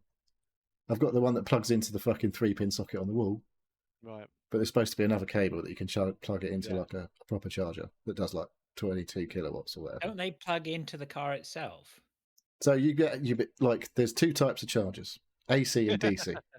Yeah, it gets quite So the AC charger is the one you get a cable for, which goes up to 22 kilowatts, but it takes obviously a lot. That's like a slower charge. They're the best ones for. That's the one you could use at home. Well, that's what you'd use at home. Yeah, but you're only getting 7 kilowatts at home on a charger. 240 volt, right? But out of your 240 volt socket, yeah. Well, your 240 volt 3-pin socket, you're getting like maybe 2 kilowatts, probably more like 1. So that when I plugged it in, because I have got that one, because I got it home, it had like 80 miles left, and I was like, I'll plug it in and give it a charge, see what happens. It was doing like 1 kilowatt charging, and it said it was going to take 45 hours to charge it. I was like, fuck, that's not very practical. So I was like, I'll just drive to Tesco. Yeah, it's a 63 kilowatt hour battery. That's quite a big fucking battery. Right. Yeah, okay, fair enough. Obviously, if you had a 30 kilowatt hour battery, it'd only take 23 hours to charge. So, but that's why you need a proper charger at home, because it's 20 odd p a kilowatt hour for the electric, and then if you get on smart tariffs, you can be down to like 6p a kilowatt hours for charging your car. But when you go to the public charging, like I said, there's 2 types. The 22 kilowatt AC charge is like 40 odd p a kilowatt hour, but it takes a lot longer. Because I work at Tesco, there's like 5 part charging points of that type, and 1 DC charger, which is like 50 kilowatts. Right. So that's the rapid charge. I think the car can charge quicker, but that's as much as it will give out at this particular charger. But there's only 1 of those there, and that come with a cable, so I could have charged it, but some prick was literally just putting their car in. I was like, fuck. was like, so I just drove it home. It's still got 80 miles on it. That's a lot of miles for me, still. You plugged it in at home yet? Yeah, that's what I say. I did plug it in home. It was like 45 Yeah, hours to charge from yeah, like okay. 30 odd percent. The thing It is, was still on though, 30 odd percent, and it was like, oh my yeah, God. you know, 12 hours a night. You're only going to do like. I haven't got a 10. plug outside my house though. I'd have to keep a window open. And I don't think it's probably great to run an extension lead on something that's kicking out that sort of. As long as you fully like don't leave it coiled up, it's fine. Yeah, that'll be tripping all the stuff. So, Exactly. yeah, not quite Cool. ready to have an electric car in terms of the infrastructure that I have. But go on anyway. But fuck it. It honestly, I was just, after driving the electric Mini, I was like, fuck me, I'm sold on electrics. These are so much better than fucking petrol cars and diesels, Right. especially coming from a fucking shitty diesel. They've calmed down a bit on the newer cars, I think, in terms of the speed, the acceleration you get on them. They're putting in lower power motors generally, and obviously that means they go a bit further usually as well. But they were just bunging in insanely powerful fucking motors in all of these shit cars, basically, and they're doing 0 to 60 in like 4 seconds, like the Teslas. They don't look like a fucking quick car, does it? Really? But everyone knows they are quick now. But they're doing 0 to 60, some of them in like fucking 3 seconds. It's just insane for like a family hatchback. Yep. Which is fun until you got to replace tires every 6 months. That was a couple of things, like the BM had two. I noticed it. I was like, oh, this has got bigger tires on the rear than it has on the front. They're wider on the back. So I checked them out before, and that did put me off the BM. So when I checked the cost of the tires, I was like, what, 400 quid each? The front ones were like 150 to 200. I was like, that's not too bad. The rear ones were like 300 quid each. I was like, that's quite a lot. That's a lot. Yeah, they're 245 wide or something. I was like, it's quite a fat tire and low profile, obviously, but it did look fucking awesome. I was like, no. You must be able to do better than that. Come on, I mean, what, on getting the tires? On tires, yeah, surely. Well, he was like, oh, just go to Black Circles. You get it for like 60 quid. I was like, no, you can't. No, you don't want 60 quid tires, but I put 4 tires on the Range Rover for about £1,000, which does sound like it's 250 quid each. But it's not 600 quid each. They're probably more common. That's the thing. It's about how many they make. It's like how common they are. Because like I remember I had a car that actually had quite small tyres on, but they were mental money. But when I needed them, they didn't have them in the town. They had to bring them in, so they weren't that, maybe not that common. But maybe I don't know not. anyway. But yeah, it's all about how many of each size they make. Like if you've got the real bog standard size that every fucking car basically has fitted, they're quite cheap because there's fucking loads of them. But if you've got a size that's a little bit unique, they're really fucking expensive. So anyway, I got my new car. I like it. It looks. It's a real nice car. They gave me £1,000. Nice. For my Fiesta. The other place was going to give me 200 quid. No, £1,000 is great. There you go. It's off your hands. You don't have to worry about it, and you got £1,000 for it. Perfect. They might knock it down a bit once they've had a look around it. But I did tell them. I said it's got this damage, it's got that damage. Otherwise, it drives fine. It's like it says, are there any minor items missing? I said, well, it's missing a fog light at the back where it got dinged, and it's got a bit of a scratch on the roof. Other than that, it's basically fine. Apart from the fact it leaks. Well, they have enough profit margin in there before they. That's what I mean. They're obviously they're a huge company. Like they're on site, they had 13,000 cars. Yeah. It's a bit of a fucking eye out now. I tell you, it's mental. But I was like, I'd easily buy a car from them again. Because the thing is, from Monday, I've got 2 weeks to decide whether I want to keep it or not, and they're just giving me a full refund if I don't want it. Mm-hmm. Will they give you Fiesta back? I don't want it. I could just move to a different car. Like they had a Polestar 2 for about. That was a little. I could have stretched to it. Probably. I have the money for it at the end of the day, but I was like, I don't really want to spend £16,000 on a car. Polestars are nice though. It was a Polestar 2, and it was the long range one, and it looks nice. I was like, that would have been a lovely car, but it was like another £2,500 or whatever. Yeah. I was like, well, it's £2,500 extra at the end of the day. Yeah. Has Lou driven it yet? No. No, is she gonna? No one's driving it till Monday now. It's like get charging cable. I've ordered a shot. I was like, I've raised a support ticket with them. And I was like, actually, it's probably not a bad shout having a spare cable knocking around anyway. So I've ordered a cable from Amazon. How That much should is the be hitting cable? 100 quid. Oh, that's an expensive cable. Yeah, There's a they're lot not of cheap. copper in those cables. They're big fat wires. Well, it's just a proprietary again, right, or whatever it is. I No, mean, there's quite a few of them about. We were looking at my wife's car, and on the front of my wife's car, there's a connection for a power connection or a cable connection of some sort. I was like, "What is that?" And it Has turns it out got a it's the block hybrid? heat. No, it's got a block heater, right? So you plug it in the cold, and it warms the oil pan, right? It's got a heater in the oil pan. So when it's really cold, your car gets a nice little head start in the morning. Well, I was this like, "Oh, we don't." But I went and looked up what it would cost me to get the cable. I was like, "Well, it looks like we won't be using that function." of the car. the Hyundai in the manual, it says, or I read somewhere online actually about, I think it was on their website, like in really, really cold conditions, it's a good idea to keep your car plugged in, even if it's not actually charging, because it'll just it does warms the battery so that it doesn't get super fucking cold and fuck it up. And also, in really hot conditions in the summer, keep your car plugged in because the aircon will run and keep it cool, keep the battery cool, and it means you get a much more better battery life out of it. Well, a lot more modern electrics are doing stuff with keeping the batteries in good nick to make sure they last. But it's got an 8-year warranty on the battery. 8-year, 100,000 miles. That's good. So I probably won't get to 100,000 miles. And the 14 years I had my Fiesta, I did 30,000 miles. So it should last fucking ages. Well, good for you. But yeah, it's nice. Nice like a new car. Well, you say that. Well, I say that, maybe not a car.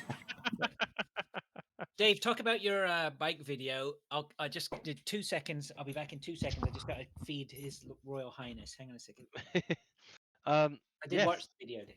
Oh, good. So last year, early December, I was invited to go on to the Bennett's What Bike Next video. It's Bennett's What Bike Next is a series that Bennett's produce. So Bennett's are an insurance company, right, for bikes that specialise in company, bikes, basically. And they do lots of different bike things. They do bike videos. They used to sponsor the British Superbike. Yeah. But they do lots of different videos with what's it called? Training videos and just general information about motorbikes and reviews. And the last couple of years, I've been doing this What Bike Next, which I get a member of the public on who's looking for a new motorbike.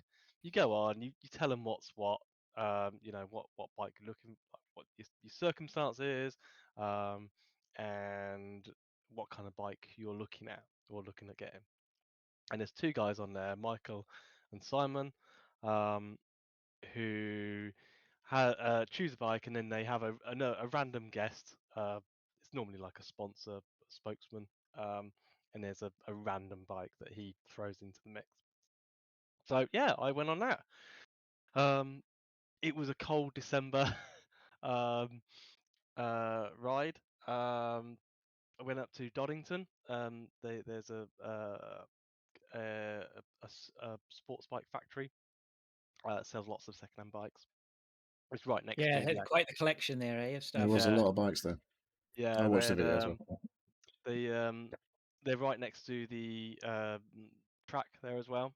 So I've been up there previously doing some filming for the you did that PSP. through my brother. Yeah. So that's how I actually got onto this, because he knows one of the guys, and they were like, oh, I like I like bikes, and are you looking for another bike? I was like, well, not really, but if you're into bikes, you're always looking for another bike. Yeah, pretty much. Your brother knows you. Oh, I got just the guy for you.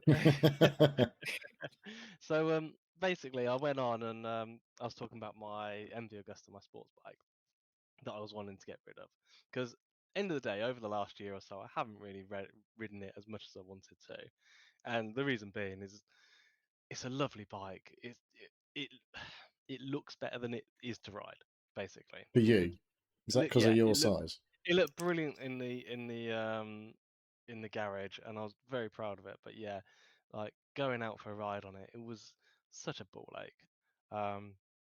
So I went on and I was like, I'm looking for this. And when I actually went through it, I was kind of like, am I actually looking for a new one? But yeah, I Yes. went and tried 3 different bikes, and yeah, I absolutely fell in love with the. Well, I Please was don't looking. say Gone. What? the Triumph. No. I mean, I thought you watched. Did you not watch the video? I didn't get to the end. Okay. Uh, Okay. did you see Okay. all So. 3 bikes then? I saw the first 2. Right. Okay. It's the last one. Well, you that I missed out. didn't see. The last So one was sexy. I fell in love with the Ducati Street Say no Fighter more, eh? Ducati. Say V4. no more. Yeah. Oh, maybe I did see you on the Ducati. Yeah, I did see you on the Ducati. So Yeah, it was the red one. So I They tried were, one of 3. the others was red, wasn't it? yeah. The Triumph Triumph was had red. some red. Then I tried a Triumph, Speed Triple 1200 R, an S1000, a BMW S1000 R, and then the What's the double Ducati. R mean? Basically the racing spec. Well, they're So it's both bikes double R means the same thing. full fairing racing spec basically. A bike that's a single R is a racing spec, but without the full fairing. And then they're the common ones, and then there's lots of other variations on the last 2 letters or 3 letters.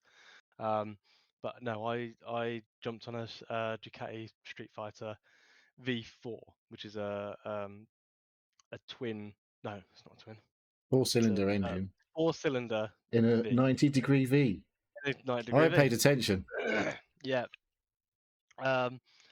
And it was awesome. I did try. Basically, I bought a bike. I bought the same bike. I didn't buy it through the sports. What's it called? The The guys who factory. introduced it to Yeah. you. Well, because they couldn't give me a price on my MV Augusta, Oh, so I couldn't chuck mine in with them because they couldn't give me a price on it. So I went somewhere else and they gave me a decent price and changed a grand or two, and bought the Street Fighter. nice. It did sound Yeah. pretty fucking good. Yeah, it was, as I said on the video, it was so special, in that it I got on it, it made me smile straight away. The sound of it was awesome, and um, just so confident in riding it in the like the position that I was in. I wasn't. We went on each bike. I went on for about 40 minutes ride around, like a bit of carriageway, bit of single carriageway through some villages, on some A roads, B roads, stuff like that.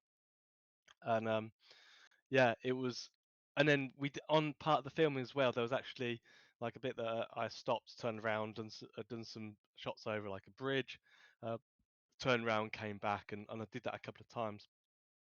And on all the bikes that I did it on, the most comfortable and the most um, confident bike I was on was on Street Fighter, and it sounded the beers, and I was like, yeah, no, this is the bike for me. So yeah, I well, as the story Have you about got that it? is that I got it. Yeah.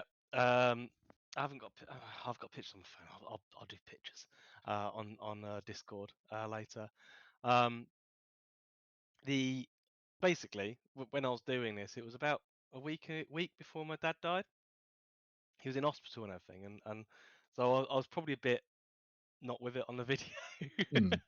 um, so like looking back, it was a bit weird because I was doing it because I promised I'd do this, and then my dad fell ill. I was like, okay, well, I'll crack on with that. And then after my dad died, I was umming and ahhing, and I was speaking to my brother. I said, like, I'm looking at this motorbike. And my brother was like, It's exactly what your dad would have wanted you to do.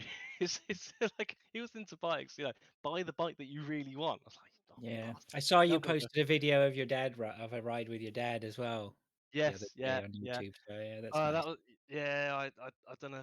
I've been doing a few, but I did like the last one, but it wasn't a very good ride. It was very Yeah, foggy and stuff. whatever. It So doesn't matter, um, right? It's still nice that you did that. yeah, I've got that now. So yeah. So but yeah, it was just the fact that my brother was like, "That's what your dad would have wanted you to do." I was like, "You bastard! Now I've got to That's buy all I it." needed to hear. That's all I needed to hear. Yeah, if I didn't really need an excuse, but like him saying that, it's like git. Now I've got to go and buy it. So yeah, so I've had it, but I've only been out once because I've only had literally one dry day Yeah. since Christmas, It's and not the it's season to be buying a bike. Well, maybe it is because they might be a bit cheaper. Maybe. it was about 10 grand off new price, and it was 3 years old. I can't believe Um, how cheap bikes are for I like know. insane performance. I know. If I wasn't tempted by that one, I might have been tempted by the. Well, I was very tempted by the Triumph Speed Triple, 1200 double R because You're banned from buying yeah. another BMW while you've got a BMW, Dave. Well, I was saying I did try the S1000 double R, the sports version of the of that. I've basically got the same bike, but in an XR version for touring.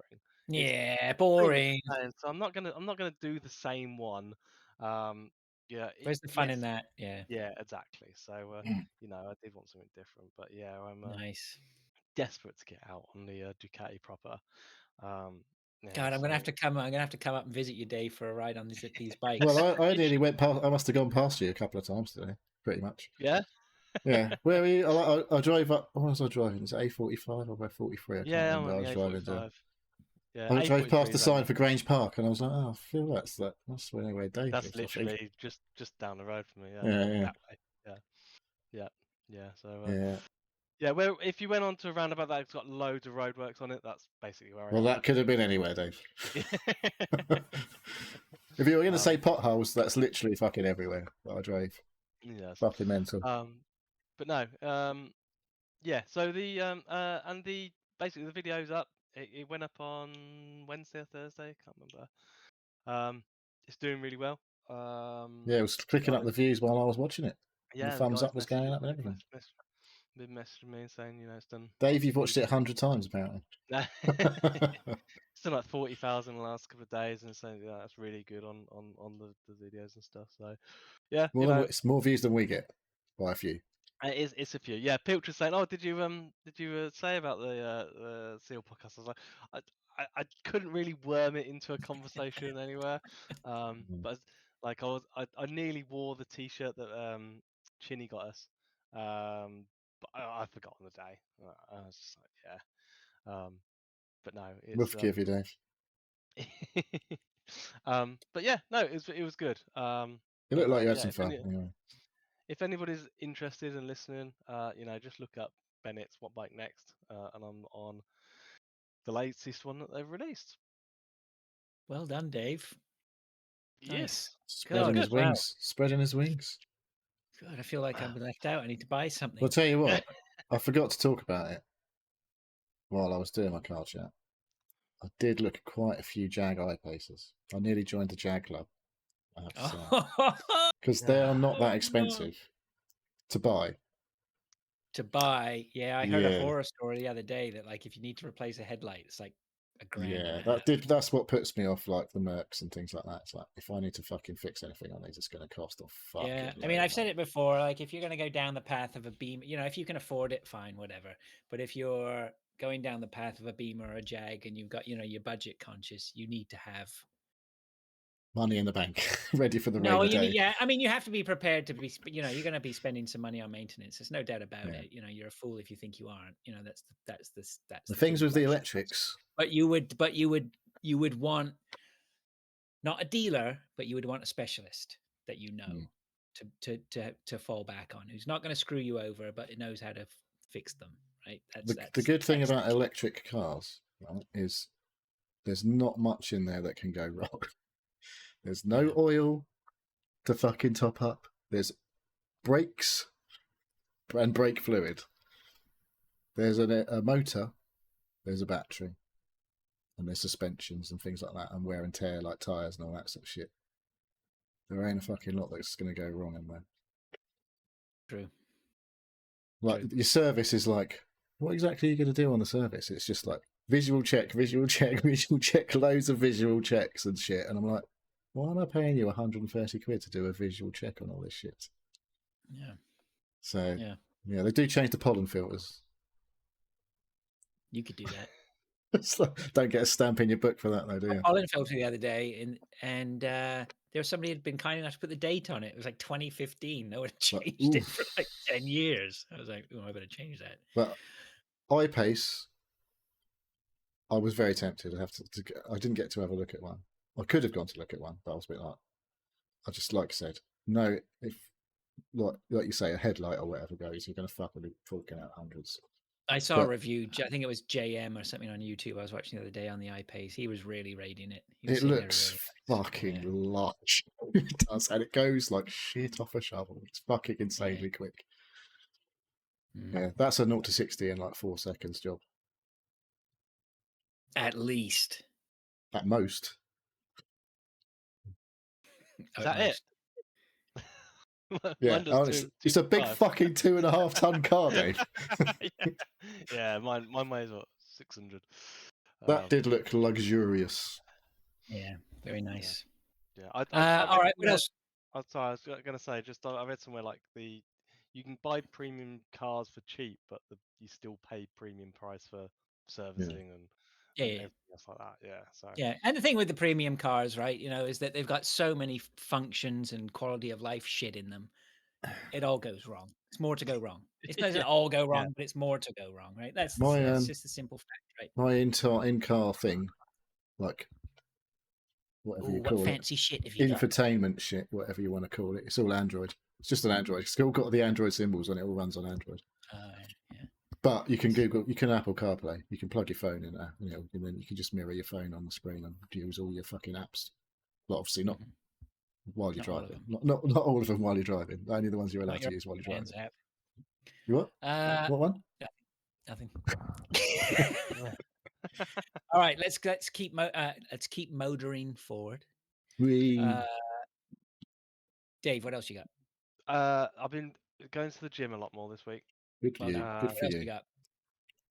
So my daughter's getting into swimming. I'm going to go and grab a can. I can still hear you, though.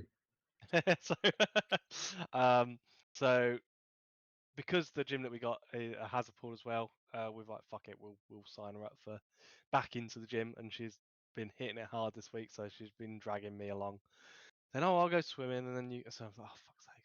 So I can't just sit around and not do anything, so I have to jump on the treadmill and stuff. So, but yeah, I did. There was a couple of months ago I didn't go, and I've probably put on about 10 kilos in weight. Just it's quite a lot. How it goes. Yeah. So 10 kilos. That's quite a lot, Dave. It is quite a lot. I don't go to the gym, and I haven't put that many. Yeah. So yeah, that's just too much beer and Christmas. Not enough exercise. Not enough exercise, no. So yeah. So it's good. It is good that I'm being dragged along by my daughter, because she's loving it. She loves her swimming. Today she's in 2,000 meters swimming. It's like swimming. It's going. How long? An hour. 45, 50 minutes. She proper rockets. Yeah, that's quite quick. I'll be fucked. I can only. I did 800 meters in like 40 minutes, and I wasn't absolutely battered, but it was like, I can't swim fast. No. If I swam 800 meters fast, I would be absolutely fucked. Yeah, no, she's really good. So 2,000 meters. How many lengths is that? It's a lot, isn't it? It's like 24 lengths. No, what am I talking about? More than that. Ours is 25 meters. Yeah, that's just 25 meters. I did like 32 lengths to do 800 meters, so it's like fucking loads of lengths to do 2,000. Yeah, no, she just does it. She just cracks on. So it's good. Yeah, I'm getting back on the treadmill. Not quite up to my 5K. that I have been doing, but I've taken it easy. I've had a Is bit it of time. calming down in there now? Yes, yeah, you can actually Yeah. get on stuff. So yeah, because I did take a week, a month off in January. Yeah, my We- wife said she could get into stuff that she went swimming and there was only one other person in the swimming pool today. And then it was like, yeah. no, 2 people in the jacuzzi that fucked off when they went in. It's like, yeah, Right. this is a bit more like it. I might join the gym now. There was the pool was quite quiet today, but the spa bit was heaving. So yeah, like I think I'll have to people should check go if they've more got a car charging point at the gym so I can go Yeah. charge my car. You can get apps and stuff for that, by the way. You can get like dedicated. There's something called Zap Map, I think, is one that's quite popular. That's got fucking like all the charging points. I was well annoyed today when I went to fucking charge. I was like, "Fuck!" That's not. I was like, I thought they all had cables. Fuck. Damn it, yeah. Never mind. But yeah, other than that, shall I go on to my last one? Unless Yep. Reg, you got anything? I don't know if anybody else has been watching this, but there's a series called Dark Matter on It's like Apple TV. Yeah. I feel like I Why watched does the that ring first a bell? episode. Yeah, why does that ring a bell? I think I watched the know. first episode. It was is an that the one interesting with premise. It's like he gets a duplicate Joel of himself. Edgerton or whatever his name is? Not Taron Egerton. No. I don't know. I don't know who Joel Edgerton is, if that's a person, or if you just made a name up. Taron Egerton, I've heard It's of. Joel Edgerton, yeah. Edgerton. I don't know who that is. Well, I guess I do because I know the guy who's in that show. Yeah. Because I watched it. I didn't know that was I've his never name. seen him before. I have. I didn't realize who it was. But I started that and I didn't think it was very good. okay. It had an interesting premise, I thought. I got into it, and yeah, I liked it. I'm like 5 or 6 episodes in, so yeah, it's basically Oh, the many worlds principle theory. many universes, Yeah. multiverses. Yeah, multiverse. Yeah. I watched an episode of Fallout in the week. Ooh. Episode 5 of season 1. All right, you don't get a slot for that. No, Come no, on. nice, I was like, I just went back and I was like, this is quite good. This is good. No, I should you're watch the rest of it.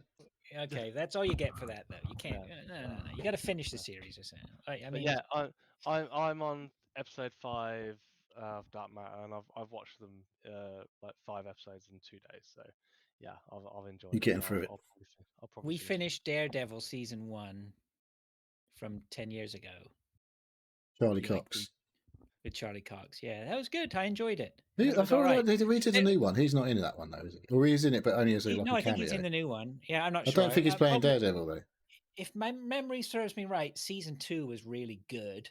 I think I remember people saying season 2 was excellent of Daredevil. So I'm going to go back to that. It's a bit brutal. I will say this about season 1 is they could have done that in half the episodes. All of They those had that was a Netflix thing, wasn't it? much. That was originally, yeah. that was a Netflix one, and then Disney have done it since. Although we did watch it on Disney. Yeah, it's on There's Disney now, but so much holier than thou bullshit in it. It was unbelievable. Like the 2 characters that Daredevil has with him, Foggy and this girl. I mean, there's just the never-ending tears and being upset at the most stupid shit. It was very, very corny through a lot of it. But Vincent D'Onofrio was excellent as Kingpin. He was brilliant. That was great. That was great. And they did a good job of just demonstrating what an asshole he was. Like he just killing people on the spot when he got angry. He has a very bad temper. I don't know if you've seen it, but it was good. I started watching it, but I don't know if I really got very far. Yeah. So that's about all I've got anyway. If that was my turn, I haven't really been up to much. Born Again is the new one, is it? Daredevil Born Again, is that one? Yeah, I think so. I may get to that. So, all right. Well, if nobody's got anything else, I'm just wary of the time here. We've really eaten a lot of time. Sorry about talking about cars for so long. No, that's fine. It's all good. But let's just let's move on to what we've been playing and maybe not linger too long on anything we don't need to. Neil. What? Sorry. Are you suggesting I talk about something? I don't know what you're talking about. What? Well, I don't think I'm going to talk about games too long, to be fair. All right, then. Because I've got 3 games on my list. And I haven't really played them that much this week. Played more MIO. Memories in Orbit. And I stopped playing it Right. because I was at a boss fight called ACAT. There was two boss fights blocking my progress. I'm just getting fucking wound up with it. I was just like, I can't be arsed.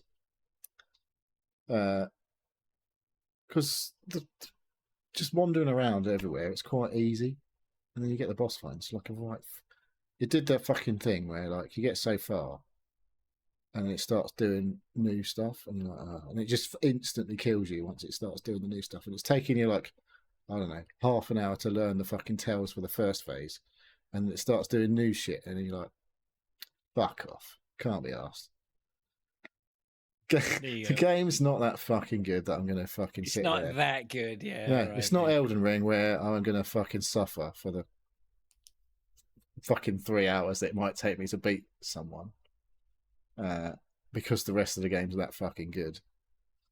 And even though I fucking do get annoyed while I'm playing a game like Elden Ring, it's still good, even when you're fucking suffering. Right. No. But that game, I was just a bit like, I think I might be done with it, because it's just like, I can't do anything other than these two bosses. I can't remember what the other one was. It felt like a boss that I needed another ability to beat. That's the other one. I was like, I don't feel like I've got the skills that I need to even compete with this one, because it was doing stuff that I couldn't just jump out of the way of it, and it kept just fucking me up. And I was like, ugh, bollocks. It's like I needed another dodge move or something. I don't know. Anyway, so that was MIO. That might be the last time you hear about it. All right. On this show, anyway. Where were you playing that? It's on Game Pass. So I was playing it on At my home. PC. Yeah, on my arse. All right, let's move on then to. We'll just jump across each. We've all got 3. I loaded up Costume Quest. That's old, isn't it? So that's From a Halloween Double game, Fine. isn't it? Yeah, the Halloween game from Double Fine from 20. I want to say 2014. I think it is.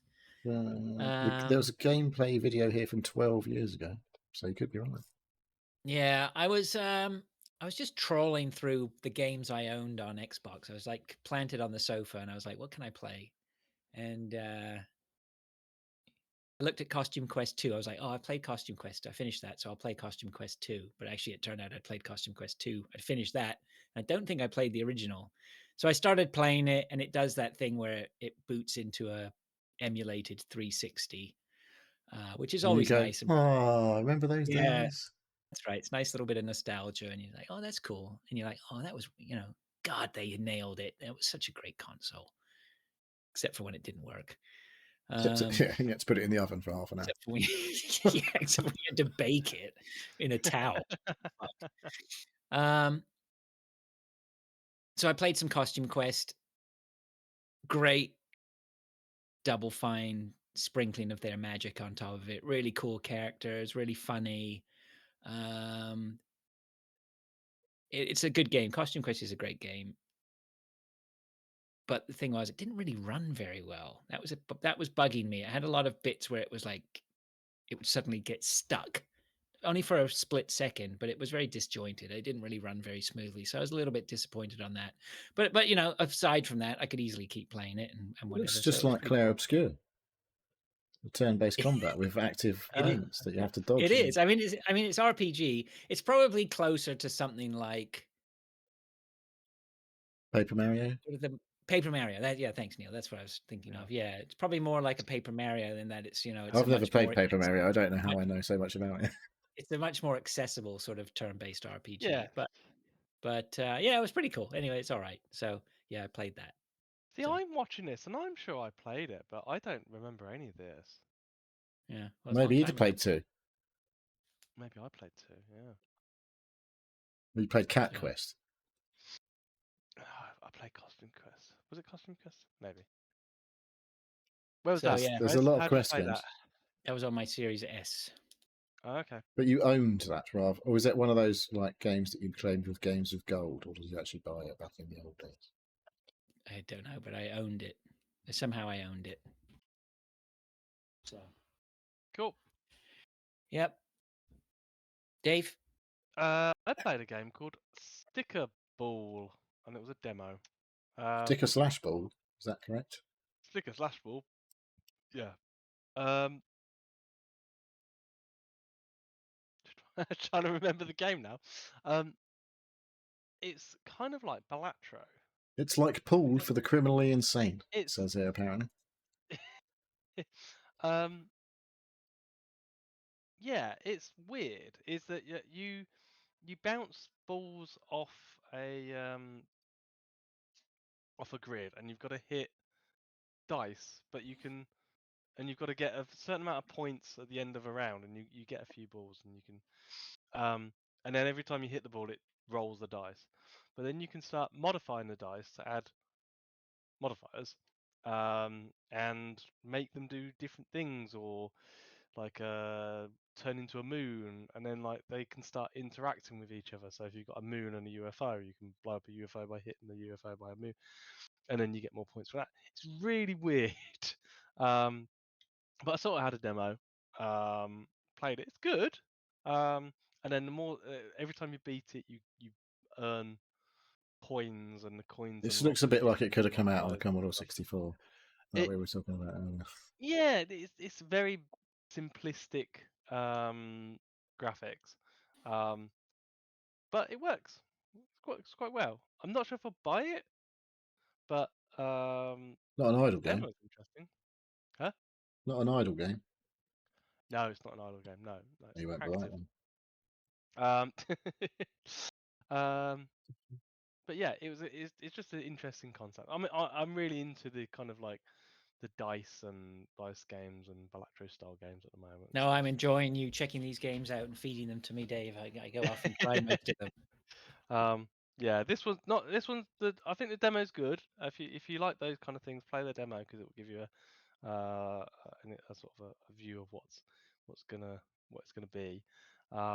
Obviously, when like you can only play up to a certain point in the demo, and there is a limit on the different things that you can change the dice faces into, and there's a promise that it's going to expand and everything like that. But yeah, it's when you actually do fire the ball off, you do get a line that shows you what it's going to hit, and it does quite a good quality of life of showing you if it hits the dice.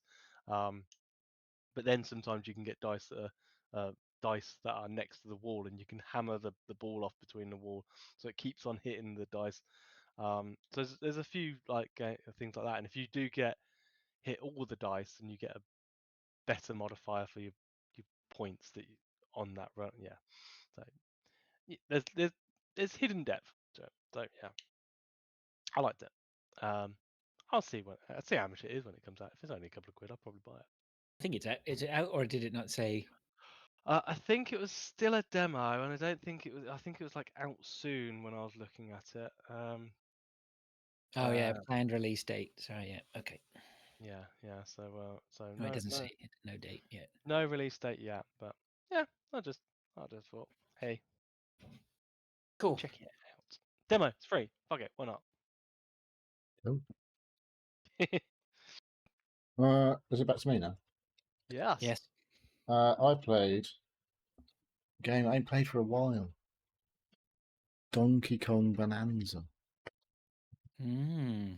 So I've kind of forgotten how to play. When I went back in, I was like, oh shit, it took me a little while to get back into the groove. That's a cool game. I remember how cool it was. I don't know why I didn't just get on and finish it. I think it's happened to do with me plugging it into the big TV in the room where my wife watches endless Netflix, and me not really wanting to play it in handheld mode, but I'd rather play it on the TV. I think you got a bit distracted by Zelda too. Yeah, but that was also, like I say, that was when the Switch 2 was plugged into a different TV, which is now my son's fucking bedroom. So I ain't plugging the Switch in there either. So I'm a bit fucked on options for playing the Switch 2 on an actual TV. It popped, that game, Donkey Kong, on TV, on the 4K. It's 4K and all that shit on the Switch 2, HDR, and all that malarkey. It looks probably better than it's going to look on this stream when I put it up on there. Because, yeah, we're not getting HDR on the stream. And it's a YouTube video, which is being re-YouTubed or whatever. So, but that's a lot of fun, that game. Smashing stuff up as Donkey Kong. Like wrecking the environments. So they're unrecognizable from when you start, possibly, if you just carry on doing it. Or, you know, you don't have to smash everything to pieces. But it is a lot of fun doing that. And I can't remember what layer I'm on. In fact, you're going down in layers. And the further down you go, that's like you need to be powering up your punch to destroy the terrain and stuff like that. It's loads of every 5 bananas you eat, you get a skill point. So like there's a whole skill tree thing. Wee, Fraser's got a banana. I should say banana every time I see a banana. That's what he says. And yeah, so the banana. It was a banana again. Don't do it again. Cannot make that promise. So I better stop talking about it quite sharpish then, is that what you're saying? Anyway, enjoy that game a hell of a lot. It's pure Nintendo classic. No, I hadn't finished it. I don't know how much I've got left. I am towards the end, I would suggest. But I don't know. I think I'm on a layer 1600 from memory the other day. There aren't literally 1600 layers that I've done. It's like, I don't know what the numbering is all about. Why they're all like level 1 is like 100, so they're basically the 16th lower level. But there's like sub layers of each layer, right? Because you're always heading down. Because you've got to go down before you can go up. Because the idea is you basically got to go and defeat the big bad boss, and then you get to go back up to the top. I guess with Pauline, but me and Pauline got separated. Oh no! Yeah, it's a bit of a bummer. Happened really, really quite quickly. Didn't see it coming. But banana.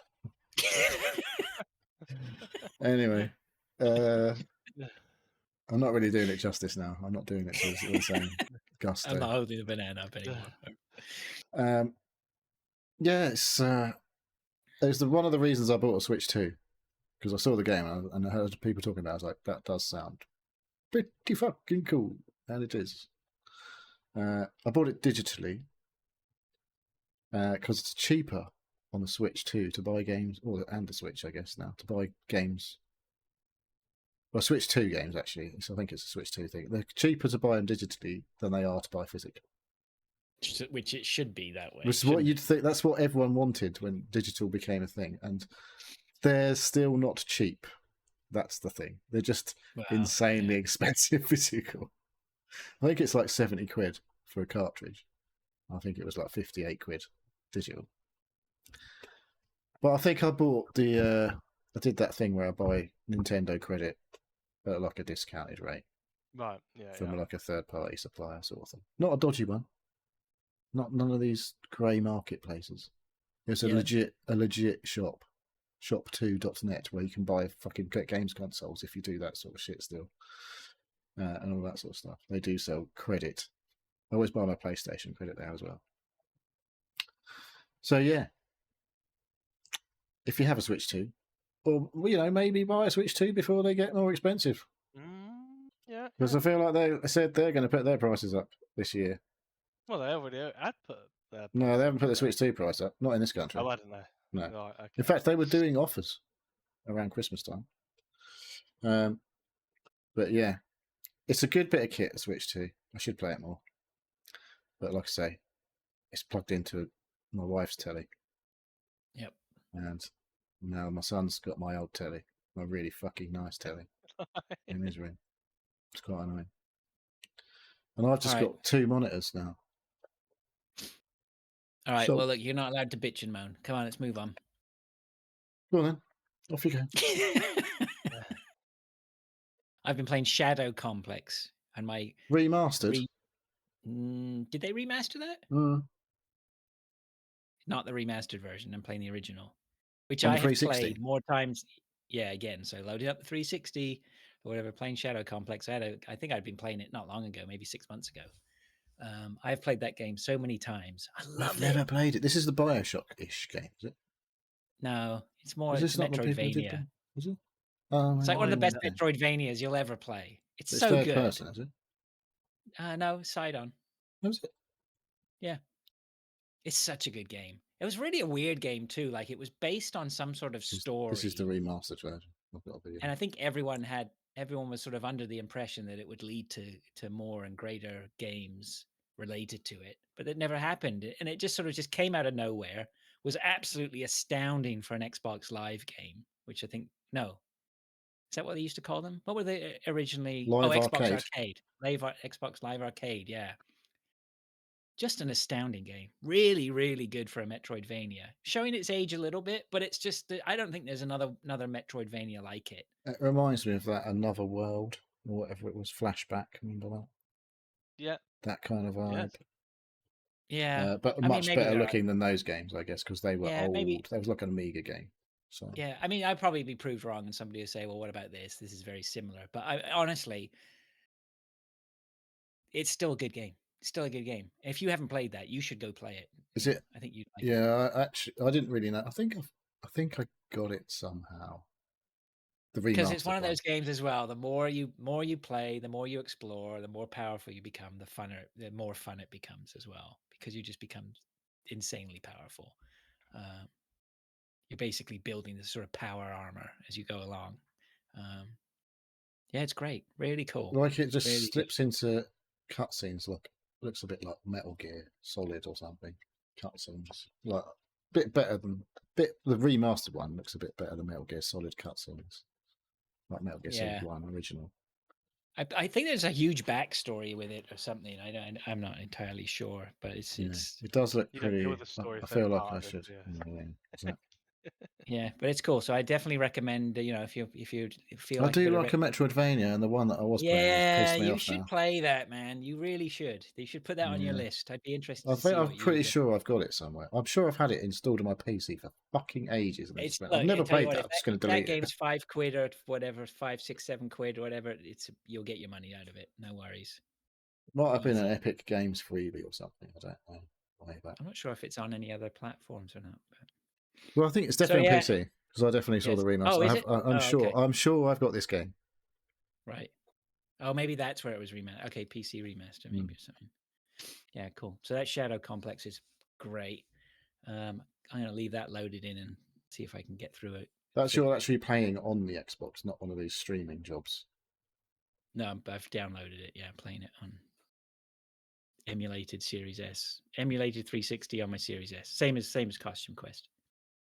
So yeah, Shadow Complex. You've been like remains nostalgic lately or something. No, you know what it is? I was just sitting there. I was like, I want to play something, and I was like, what can I download quick?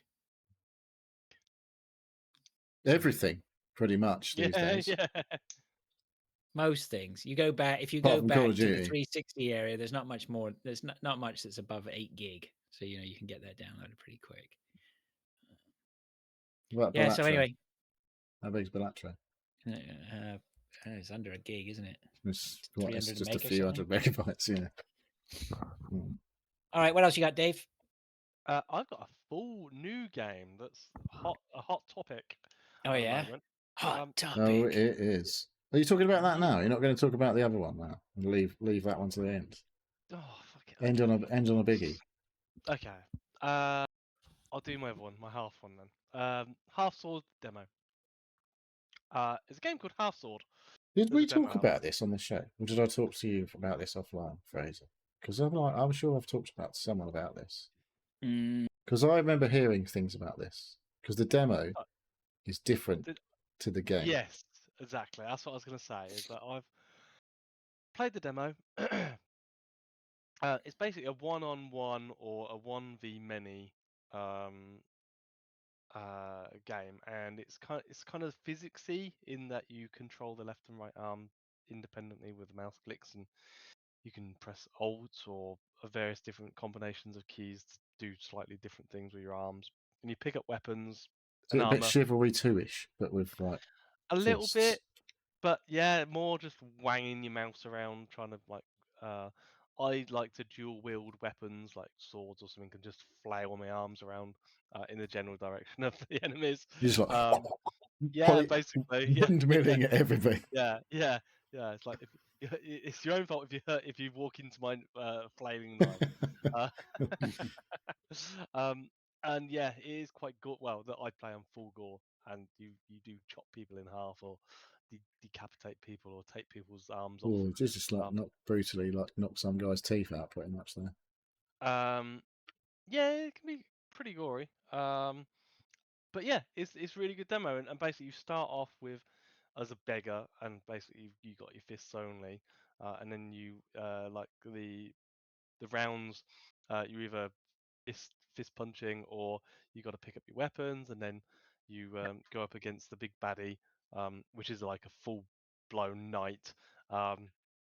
And if you can defeat him, you go up in rank, and you start off with a character with a weapon and a little bit of armor, and so on and so forth. It's quite hard. The actual game itself is quite hard, and once you die, you're dead. Like that guy's dead, and you start from the beginning. Or you can resurrect, but you've got to do quite a difficult challenge. But yeah, as a demo, it's quite interesting. It's really cool. I thought, oh, I'll look into this, and looked into the game itself, and it's quite different. There's like bigger worlds, and it's not just like an arena combat thing. There's more to it, but it's got quite a lot of flack for it being quite buggy, things falling through, or your character falling through the floor, the AI getting bugged against walls or obstacles. I feel like a lot of the negative reviews I heard at the beginning when it came out was like, this is not the game we wanted. You've made a different game. Yeah, I'm looking here on Steam, and they're saying this isn't the same as the demo. It's worse. Yeah, exactly. So, as a demo, it's a really good demo. But yeah, a lot of the negativity is like, we wanted the full game. We just wanted to do more of the thing we did in the demo, not all this other bollocks. Yeah, and like there's like traps and stuff in the demo. Oh, it's quite brutal. Oh, it's quite brutal. Yeah, it is. That's that's the fun bit, isn't it? So yeah, it's we haven't got the sound. I imagine it sounds as bad as it looks. Is there lots of crunching? I think they're playing.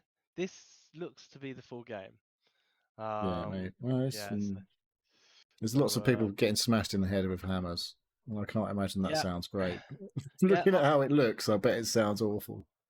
Yeah, lots of different. So there's bludgeon damage, and there's sharp damage, and piercing damage, and yeah, you can dual wield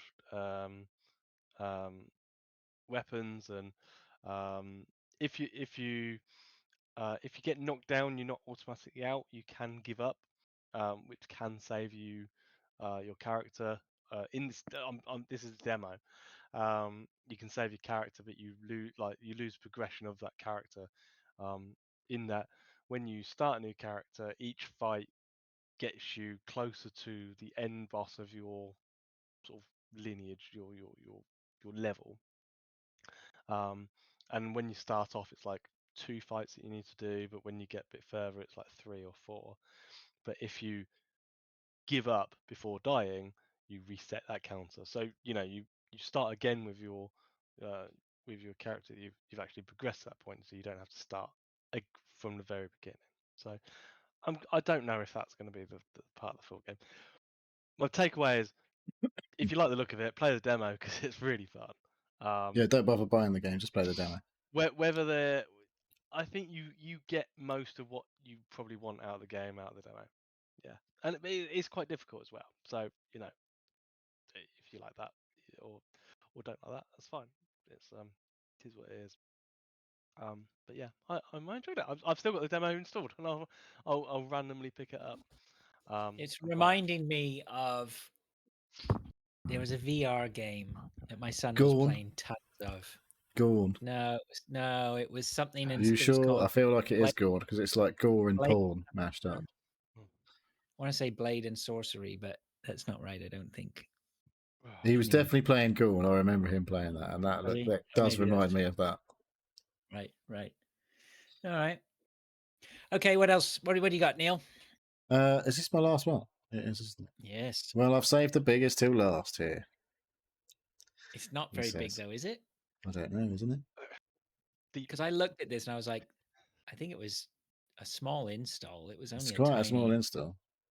Yeah. Is it a big game? Not I've been that that playing. means much. Minecraft is a small install, so Yes, what do I know? indeed. I've been playing a game about digging a hole, a bit like Minecraft. I knew the name But of it's this, actually but I couldn't called a game remember. about digging a hole. It's not Minecraft. Yeah, I knew I recognized the name. Have you played this before? Dave played it, I think. Did you? Nope. Who's they? No, I thought you'd No, played I- it. Dave? Maybe I've Oh. heard someone talk about it. I've I'm heard sure. somebody talk about it. So I don't- Anyway, so I've been playing a game about digging. Oh, maybe it was Pilch when he was on once. Anyway, I've played it more than Pilch has played it, I reckon. So, imagine what you do in a game called a game about digging a hole. Any ideas? I'm out of ideas. I don't know. Well, you start off with a shovel and a garden. Well, basically, what you start off with is there was an advert. It basically plays out this advert. It's like basically trying to sell this house, and it says you can find treasure in the backyard, basically. So you buy the house, and you've got a shovel, and you start digging a hole. And as you dig a hole, you pick up bits of stone initially, and you put them in your backpack. And when you've got 3 things in your backpack, you have to go and sell them at your computer in your garage. So you sell them for some cash. And you've got a battery-powered shovel. So you have to pay to charge up your battery every time you go back to the garage. But once you start digging a bit deeper, you start finding other things like coal, iron, copper. Further down you go, the more valuable the stuff is. So you can keep coming back to your stuff. And when you go to charge your battery up, once you get like $30 in cash, you can upgrade your shovel or your backpack or your battery or the thing that escapes me right now. Can't remember. Oh, the jetpack, because you have a jetpack To get up to the surface quicker. to get back up when you get really fucking deep. Because if you play it for, I don't know, like 5 hours, you get quite far down. I maxed out all of the upgrades within about an hour, I think, and I was just digging and digging and digging. A lot of digging. What were you digging for? I was digging a hole. For the treasure. Is there something? Is there an end Well, game? I Sorry, what found is some the end game? keys. I found some keys, and there's a chest in my garage that had 2 padlocks on. And I used the set of keys to unlock one of the padlocks, but I haven't found the second set of keys yet. I don't know what's in the chest because I haven't bothered looking it up because I don't want any spoilers. So yeah, I started making my hole, and I'd like dig down and away from me, and then like turn 90 degrees and dig down and away from me, and then sort of try and make like a spiral staircase. And then once I'd upgraded the jetpack, I just thought, I don't really need to do that anymore. I just fucking dig everywhere. Because I'm taking bigger. When you upgrade your shovel, it makes bigger holes when you dig, and the battery lasts fucking ages, so you can do lots of digging. And as you go down, you find, like I say, more and more valuable things. There's also bits of rock which are like hot, which take your health off. So you can take full damage as you go down the hole, and you can take like damage off these hot rocks. And I've literally just hit the 100-meter mark. And as you go down, as you're going down, there's like big pockets of space. So if you're not careful, you could just like drop like, I don't know, like a few meters and take some damage. But I've been quite careful all the way down. Not really suffered too much from the health other than the hot rocks. Yeah, and I've just hit 100 meters depth. I think something might be about to happen, but I haven't got any further. That's where I finished playing it. It That's looks Game Pass, right? yeah. Like I say, I dug through the 100 meters. Like, ooh, that looks different there. So I'll like go back up and save the game, and that's where I entered. So you need to get down to 100 meters. Huh? It was Sounds like like the worth actual, it. you know, I mean, it's stupid because you're just digging fucking holes for ages. But you know, it's a bit like that Power Wash Simulator thing. I didn't play Power something. It was just like doing something stupid. But at the end of it, you feel like there might be a reward. Yeah. But I guess it's probably more gratifying immediately in Power Wash Simulator than it is in this game because it takes quite a long time to get a long way down. But it didn't, like I say, it didn't take me long to upgrade all of my shit. Oh yeah, and if you want to get rid of the big rocks, you can buy dynamite sticks and chuck dynamite to get rid of it because you can't dig through the big rocks. So you can chuck a bit of stick of dynamite and blow up the rocks. And then as you're going down, you can buy little lamps. See, because it gets dark, you put some lamps on as you go down to light the way. So that's helpful to know which way you've got to go back up when you've gone a bit far down. It's like I'll look for the lights where I'm up above me to know which, because you can lose your bearings massively when you're in the first few bits. It was just like, shit, am I even looking up or down? I don't even fucking know where I'm looking. So if you haven't put the lights down, the lights on the way down are a good idea to help you look back up where you've been and stuff like that. Right. But yeah, I've played it a fair few hours for something that sounds dumb. Fair play. I was interested to see that you were playing that. All right, okay, maybe I'll check that out. I felt like in the trailer, there's like a bit where you're literally just digging holes, and then you hear what sounds a bit like a monster at a certain point in the trailer, and I was like, I guess there's something. Once you've dug a lot of hole, there must be something else in this game, or maybe I've just wasted loads of time digging a fucking great big hole. I don't know, but it feels like something's about to happen. All right, that's all you need. Hope. Yeah, well, it's the hope that kills you. So they're saying. All right, that's a game about digging a hole. Yeah, that's the name of it. That is the name of it. It is a very good description of what you do in the game. All right. Okay. All right. Thanks for that. I had my last game on here was Hunt Showdown, just because I haven't put Hunt Showdown on for a few weeks. I don't think I played. So I had a long weekend, 3 days off, and grand plans to do stuff. And in the end, I think I played Hunt for 2 of those days, just nonstop. I was having a riot, you know. Got myself back up to 3 stars. Ooh, quite quickly got myself back down to 2 stars. Nice. But I had tons and tons of challenges to do, you know, and the sort of things where you're looking at them going, I'm never going to get that done. And then suddenly, you know, you get your head down and you start doing some bounty clashes or whatever. And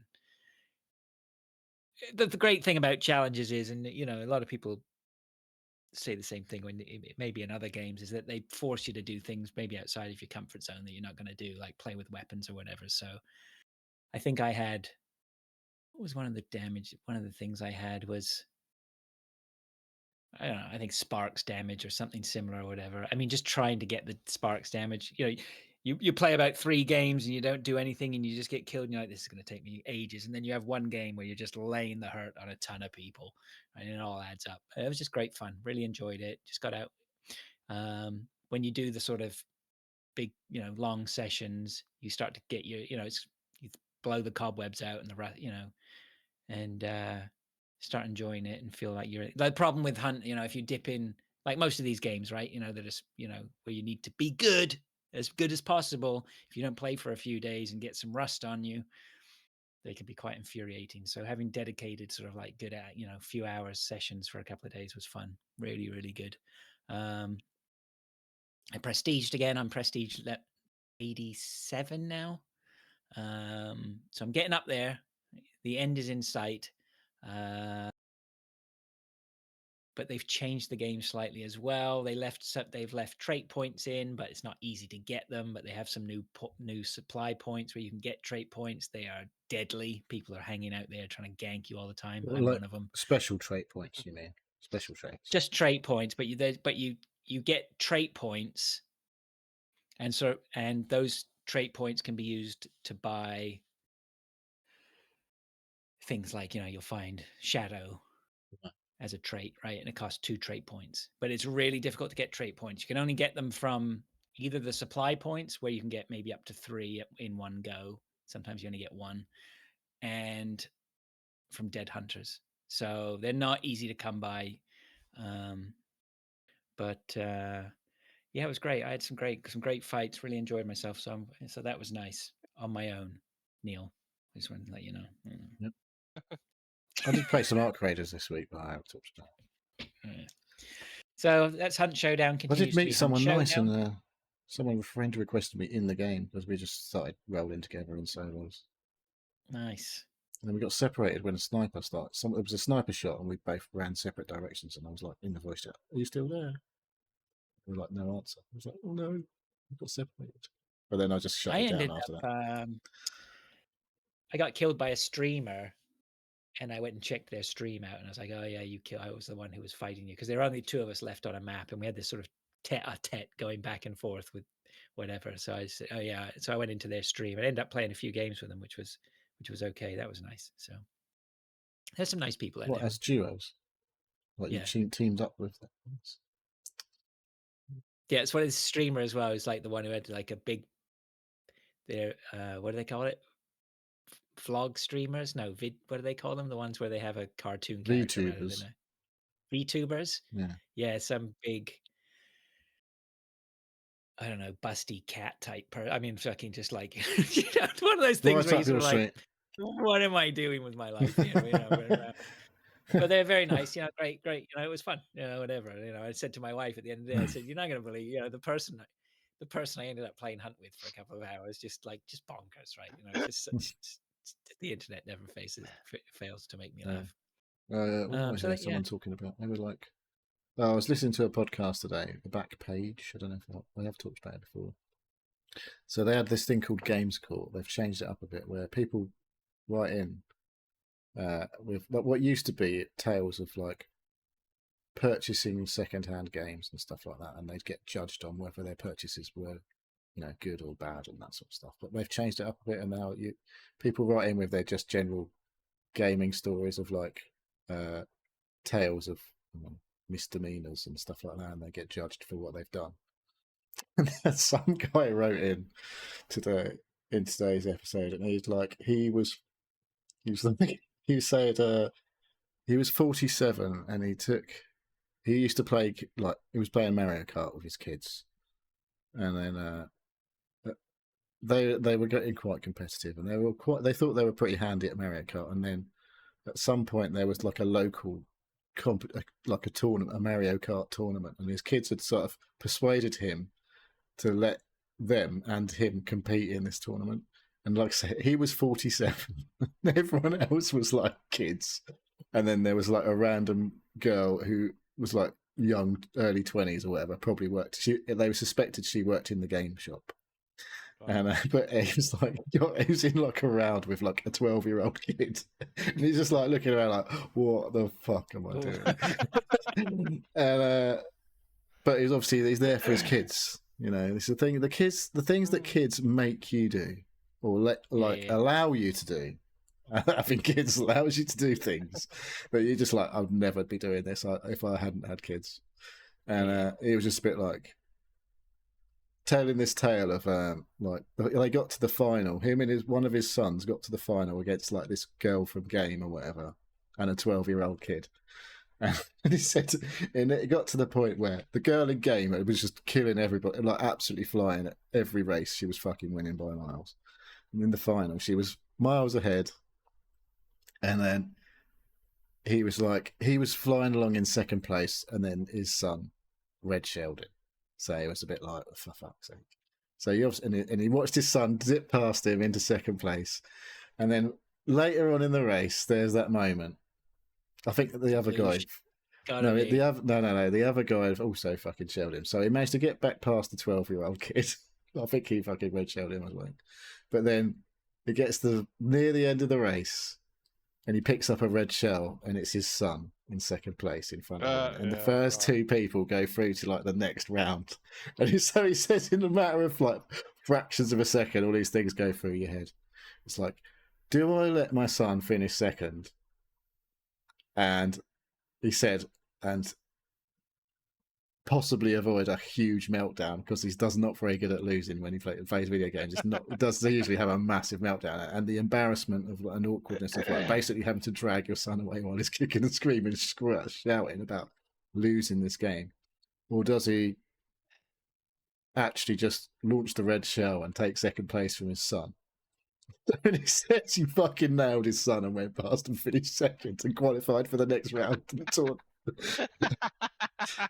So the kids, like, he was a bit like, oh, fucking hell, what have I done, kind of thing. So they was getting judged for that. But he said they went to the fucking next stage, and the other two people hadn't turned up, so they let him and his kids still go through into the next round anyway. And his son got his revenge in the final. Oh, nice. Good. I was just, I was cracking up. This is yeah, the things you do when you've got kids. Yep. All right. Cool story, bro. Yeah, not my what else you story. got, Dave? Not my story. We just do it in the house occasionally, like, you know. Dave, you're on your last one. Last one. A game called Mewgenics. Never heard of it. Oh, good. Right. Apparently, it's created by the people who've done the Binding of Isaac. Oh yeah. Yes. I have heard of it, obviously.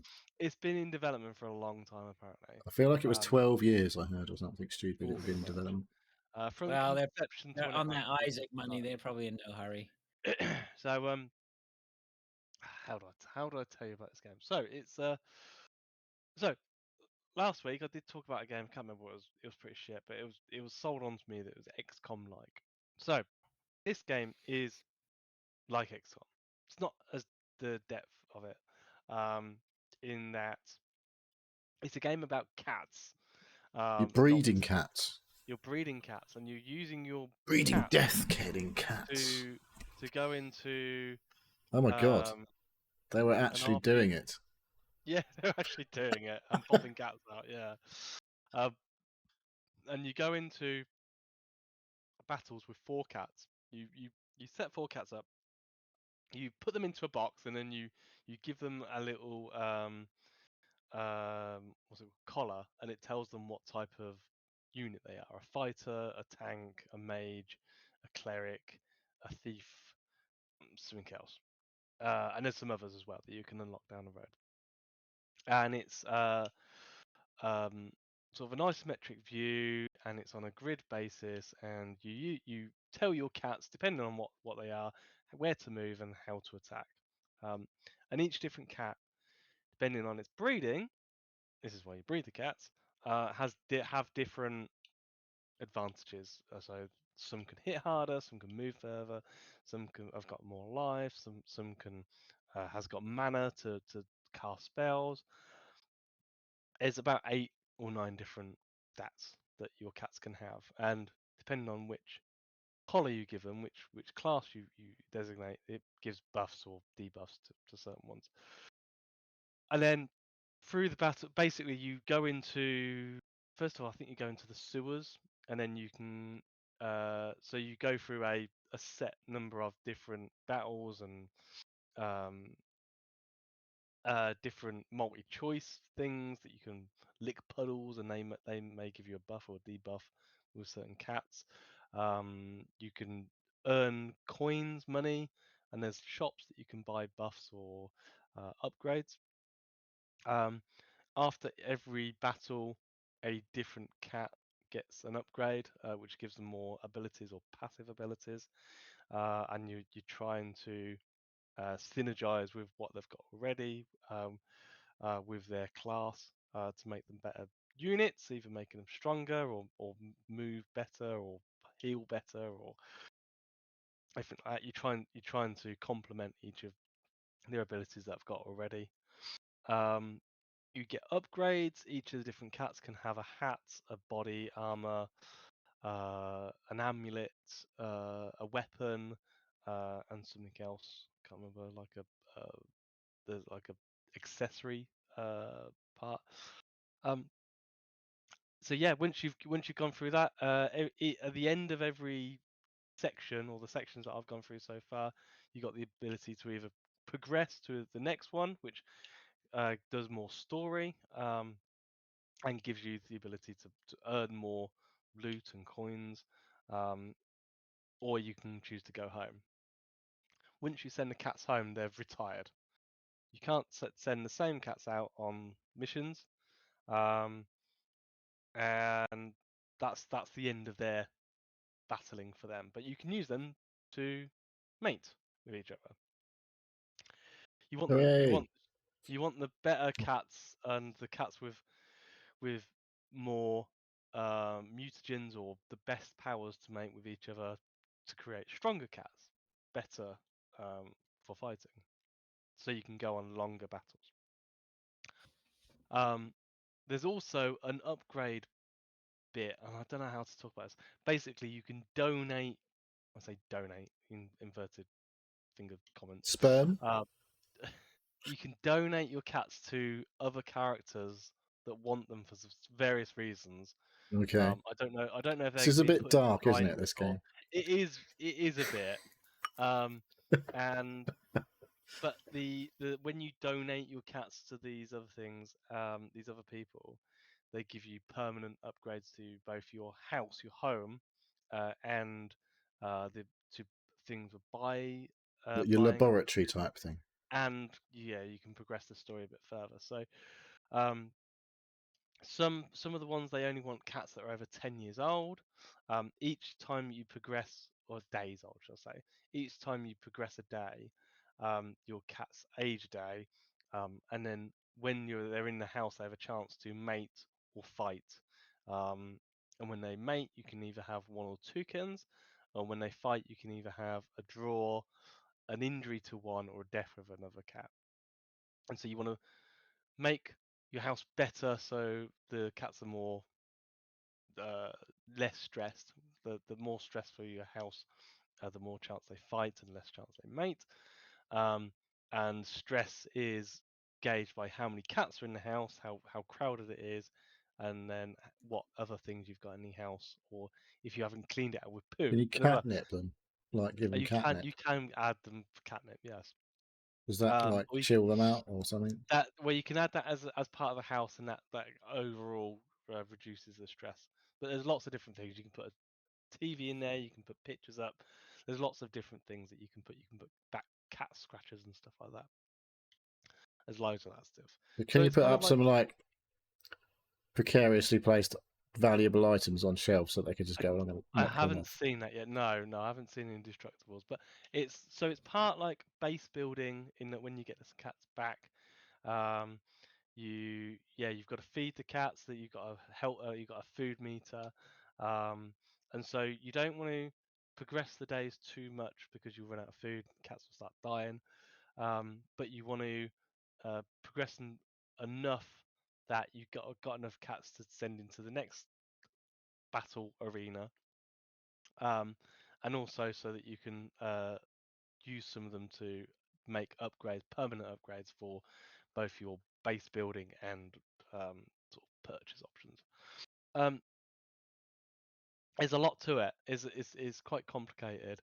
When you in battling, if you're each of your cats have got a different amount of health points. If they get downed, they get a permanent debuff. Um, when they're down, there's a Hmm. counter that could turn until they actually die. If they die, they're dead. They're gone. There's nothing you can do. But if you end the battle before they die, then they revive, but with a permanent debuff, and it starts off with like -1 movement or -1 strength, and then the more they get down, the worse it gets. But yeah, it's a really good XCOM like, but it's also a roguelite in that you've got to keep doing the same battles. You've got to use the different cats, and you've got to set up a breeding program. You want the best cats to breed with each other, um, and then also you want to use them to purchase permanent upgrades for your house. Um, yeah, there's a lot to it. It's really good.